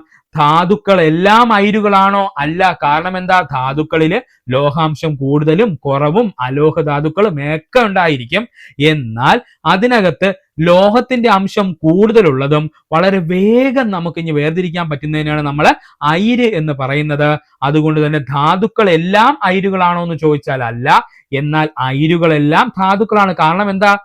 ധാതു എന്ന് പറഞ്ഞു കഴിഞ്ഞാൽ ലോഹമോ അലോഹമോ മിക്സ് ആയിട്ട് വരുന്ന സംയുക്തമാണ്. അതിനകത്ത് അയിരിനകത്ത് എന്തുണ്ട്? ലോഹമുണ്ട്. അതുകൊണ്ട് നമുക്ക് പറയാം എന്താണ്? അയിരെന്ന് പറയുന്നത് ഒരു ധാതു തന്നെയാണ്. പക്ഷെ എല്ലാ ധാതുക്കളും അയിരല്ല. ഇത് എടുത്തു പറയാൻ കാരണം എന്തെന്ന് ചോദിച്ചാൽ ഇതുപോലെ ട്രിക്കി ആയിട്ട് ക്വസ്റ്റ്യൻ ചോദിക്കും കേട്ടോ. അപ്പോൾ കൺഫ്യൂഷൻ ഉണ്ടെങ്കിൽ ജസ്റ്റ് ഒന്ന് ഇങ്ങനെ വരച്ചു വെച്ച് ഓർക്കണം. ഒരു ലോഹം വേർതിരിക്കാൻ ഉപയോഗിക്കുന്ന ധാതുവിന് എന്തൊക്കെ ഗുണങ്ങൾ ഉണ്ടായിരിക്കണം, അല്ലെങ്കിൽ അയിരിന് എന്തൊക്കെ ഗുണങ്ങൾ ഉണ്ടായിരിക്കണം എന്നാണ് പറഞ്ഞിരിക്കുന്നത്. നമുക്ക് നോക്കാം. സുലഭമായി ലഭിക്കണം. ആ അയിര് സുലഭമായിട്ട് ലഭിക്കണം. എളുപ്പത്തിൽ വേർതിരിച്ചെടുക്കാൻ കഴിയുന്നവയാകണം. എളുപ്പത്തിൽ വേർതിരിച്ചെടുക്കാൻ കഴിയുന്നവയായിരിക്കണം. ലോഹാംശം കൂടുതലുള്ളവയായിരിക്കണം. ലോഹാംശം വളരെ കൂടുതൽ ഉള്ളവയായിരിക്കണം. ഉൽപാദന ചെലവ് കുറഞ്ഞതായിരിക്കണം. ഉൽപാദന ചെലവ് കുറഞ്ഞതുമായിരിക്കണം. ഇത്രയും ഉള്ള ഒരു ധാതുവിനെ നമുക്ക് ആ ഒരു ലോഹത്തിന്റെ അയിര് എന്ന് പറയാം. ഓക്കെയാണേ. അപ്പോ ഒരു ലോഹത്തെ വേർതിരിക്കാൻ ഉപയോഗിക്കുന്ന ധാതുവിന് എന്തൊക്കെ ഗുണങ്ങൾ ഉണ്ടായിരിക്കണം, അല്ലെങ്കിൽ ഒരു അയിരിന് എന്തൊക്കെ ഗുണങ്ങൾ ഉണ്ടായിരിക്കണം എന്ന് ചോദിച്ചാൽ അവ സുലഭമായി ലഭിക്കണം, എളുപ്പത്തിൽ വേർതിരിച്ചെടുക്കാൻ കഴിയണം, ലോഹാംശം കൂടുതലുള്ളവയായിരിക്കണം. അത്തരം ധാതുക്കള് ഉൽപാദന ചെലവ് കുറഞ്ഞിരിക്കണം. അലുമിനിയത്തിന്റെ പ്രധാന ധാതുവാണ് കളിമണ്ണ്. ഇമ്പോർട്ടന്റ് ആണ്. അലുമിനിയത്തിന്റെ പ്രധാന ധാതു ഏത് എന്ന് ചോദിച്ചാൽ, അല്ലെങ്കിൽ മിനറൽ ഏത് എന്ന് ചോദിച്ചാൽ അത് കളിമണ്ണാണ്. കളിമണ്ണിന്റെ കോമ്പോസിഷൻ എങ്ങനെയാണ്? Al2O3 2SiO2 2H2O ആണ് കേട്ടോ. അലുമിനിയത്തിന്റെ പ്രധാന അയിരുകളാണ് ബോക്സൈറ്റും ക്രയോലൈറ്റും. അലുമിനിയത്തിന്റെ പ്രധാന അയിരുകളാണ് ബോക്സൈറ്റും ക്രയോലൈറ്റും. ഇത് രണ്ടും PS ചോദിച്ചിട്ടുണ്ട്. ബോക്സൈറ്റിന്റെ കെമിക്കൽ ഇക്വേഷൻ എങ്ങനെയാണ് വരുന്നത്? Al2O3 2H2 എന്നാണ്. ബോക്സൈറ്റിന്റെ കെമിക്കൽ ഫോർമുല എങ്ങനെയാണ് വരുന്നത്? Al2O3 2H2 എന്നാണ്. ക്രയോലൈറ്റിന്റെ പഠിക്കേണ്ട കാര്യമില്ല, പക്ഷേ ഈ ബോക്സൈറ്റിന്റെ ചോദിച്ചിട്ടുണ്ട് കേട്ടോ. അപ്പൊ ബോക്സൈറ്റിന്റെ കെമിക്കൽ ഫോർമുല എങ്ങനെയാണ് വരുന്നത്? Al2O3 2H2 എന്നാണ്. ഇനി നമുക്ക് പ്രധാനപ്പെട്ട ലോഹങ്ങളും അവയുടെ അയിരുകളും പഠിക്കാം. അലുമിനിയത്തിന്റെ അയിരാണ് ബോക്സൈറ്റ്. അലുമിനിയത്തിന്റെ അയിര് ഏതാണ്? ബോക്സൈറ്റ്. Al2O3 2H2 എന്നാണ്. ഇനി ഇരുമ്പിന്റെ അയിരാണ് ഹെമറ്റൈറ്റും മാഗ്നറ്റൈറ്റും. ഇരുമ്പിന്റെ അയിര് ഹെമറ്റൈറ്റും മാഗ്നറ്റൈറ്റും. ഒരാൾ Fe2O3യും മറ്റൊരാള് Fe3O4ഉമാണ്. മാഗ്നറ്റൈറ്റ് എന്ന് വെച്ചാൽ Fe3O4ഉം ഹെമറ്റൈറ്റ് എന്ന് വെച്ചാൽ Fe2O3യുമാണ്. കോപ്പറിന്റെ പ്രധാനപ്പെട്ട അയിരുകളാണ് കോപ്പർ പൈററ്റിസും കോപ്പർ ഗ്ലാൻസും കുപ്രൈറ്റും. കോപ്പറിന്റെ പ്രധാനപ്പെട്ട അയിരുകൾ ഏതൊക്കെയാണ്? Copper pyrites, copper glance, cuprite എന്നിവയാണ്. ഇതില് കോപ്പർ ഗ്ലാൻസ് എന്ന് ഓർത്തു വെച്ചോളണം. Cu2S ആണ് കേട്ടോ. Cu2S ആണ് എന്ത്? കോപ്പർ ഗ്ലാൻസ് എന്ന് പറയുന്നത്. സിങ്കിന്റെ പ്രധാനപ്പെട്ട അയിരാണ് സിങ്ക് ബ്ലെൻഡും അതുപോലെ കലാമിനും. സിങ്ക് ബ്ലെൻഡും കലാമിനും എന്തിന്റെ അയിരാണ്? സിങ്കിന്റെ അയിരാണ്. ടിന്നിന്റെ അയിരാണ് കാസിറ്ററൈറ്റും അതുപോലെ ടിൻസ്റ്റോണും. ടിൻസ്റ്റോൺ പ്രീവിയസ് ആയിട്ട് ചോദിച്ചിട്ടുണ്ട്. ടിന്നിന്റെ പ്രധാനപ്പെട്ട അയിര് ഏതൊക്കെയെന്ന് ചോദിച്ചാൽ കാസിറ്ററൈറ്റും അതുപോലെ ടിൻസ്റ്റോണുമാണ്. ഇത് മാത്രം പഠിച്ചാൽ പോരാ, കുറച്ച് പ്രധാനപ്പെട്ട ലോഹങ്ങളുടെ അയിരുകൾ കൂടി PS ചോദിക്കാറുണ്ട്. അതുകൂടെ പഠിച്ചു കഴിഞ്ഞാലേ കംപ്ലീറ്റ് ആവുള്ളൂ. അവ ഏതൊക്കെയെന്ന് നമുക്ക് നോക്കാം. ലെഡിന്റെ അയിരാണ് ഗലീന, ചെറുസൈറ്റ്, ലിത്താർജ്. ഇത് മൂന്നും ചോദിച്ചിട്ടുണ്ട് കേട്ടോ. ലെഡിന്റെ അയിര് ഏതൊക്കെയാണ്? ഗലീന, ചെറുസൈറ്റ്, ലിത്താർജ് എന്നിവയാണ്. യുറേനിയത്തിന്റെ അയിരാണ് പിച്ച് ബ്ലെൻഡ്. യുറേനിയത്തിന്റെ അയിര് എന്താണ്? പിച്ച് ബ്ലെൻഡ് ആണ്. യുറേനിയത്തിന്റെ അയിര് പിച്ച് ബ്ലെൻഡ് ആണ്. തോറിയത്തിന്റെ അയിരാണ് മോണോസൈറ്റ്. തോറിയത്തിന്റെ അയിര് ഏതാണ്? മോണോസൈറ്റ് ആണ്. നമ്മുടെ കേരളത്തിൽ ഏറ്റവും കൂടുതൽ കാണപ്പെടുന്നില്ലേ? ഏതാണ്? തോറിയത്തിന്റെ അയിര് ഏതാണ്? മോണോസൈറ്റ് ആണ്. മെർക്കുറിയുടേതാണ് സിന്നബാർ. മെർക്കുറിയുടെ എന്താണ്? സിന്നബാർ. ടൈറ്റാനിയത്തിന്റെ അയിരാണ് റൂട്ടൈലും ഇലിമനൈറ്റും. ടൈറ്റാനിയത്തിന്റെ അയിര് എന്താണ്? റൂട്ടൈലും ഇലിമനൈറ്റുമാണ്. മറക്കരുത്. ലെഡിന്റെ അയിര് എന്താണ്? ഗലീന, സെറുസൈറ്റ്, ലിത്താർജ് എന്നിവയാണ്. യുറേനിയത്തിന്റെ അയിര് എന്താണ്? പിച്ച് ബ്ലെൻഡ് ആണ്. തോറിയത്തിന്റെ അയിര് മോണോസൈറ്റ് ആണ്. തോറിയത്തിന്റെ അയിര് എന്താണ്? മോണോസൈറ്റ് ആണ്. മെർക്കുറിയുടെ അയിര് എന്താണ്? സിന്നബാർ ആണ്. നമ്മൾ ചെറിയ ബാർ പോലെയല്ലേ കുറിയിടുന്നത്? അപ്പോ സിന്നബാർ ആണ് എന്ത്? മെർക്കുറി. സിന്നബാർ ആണ് മെർക്കുറി.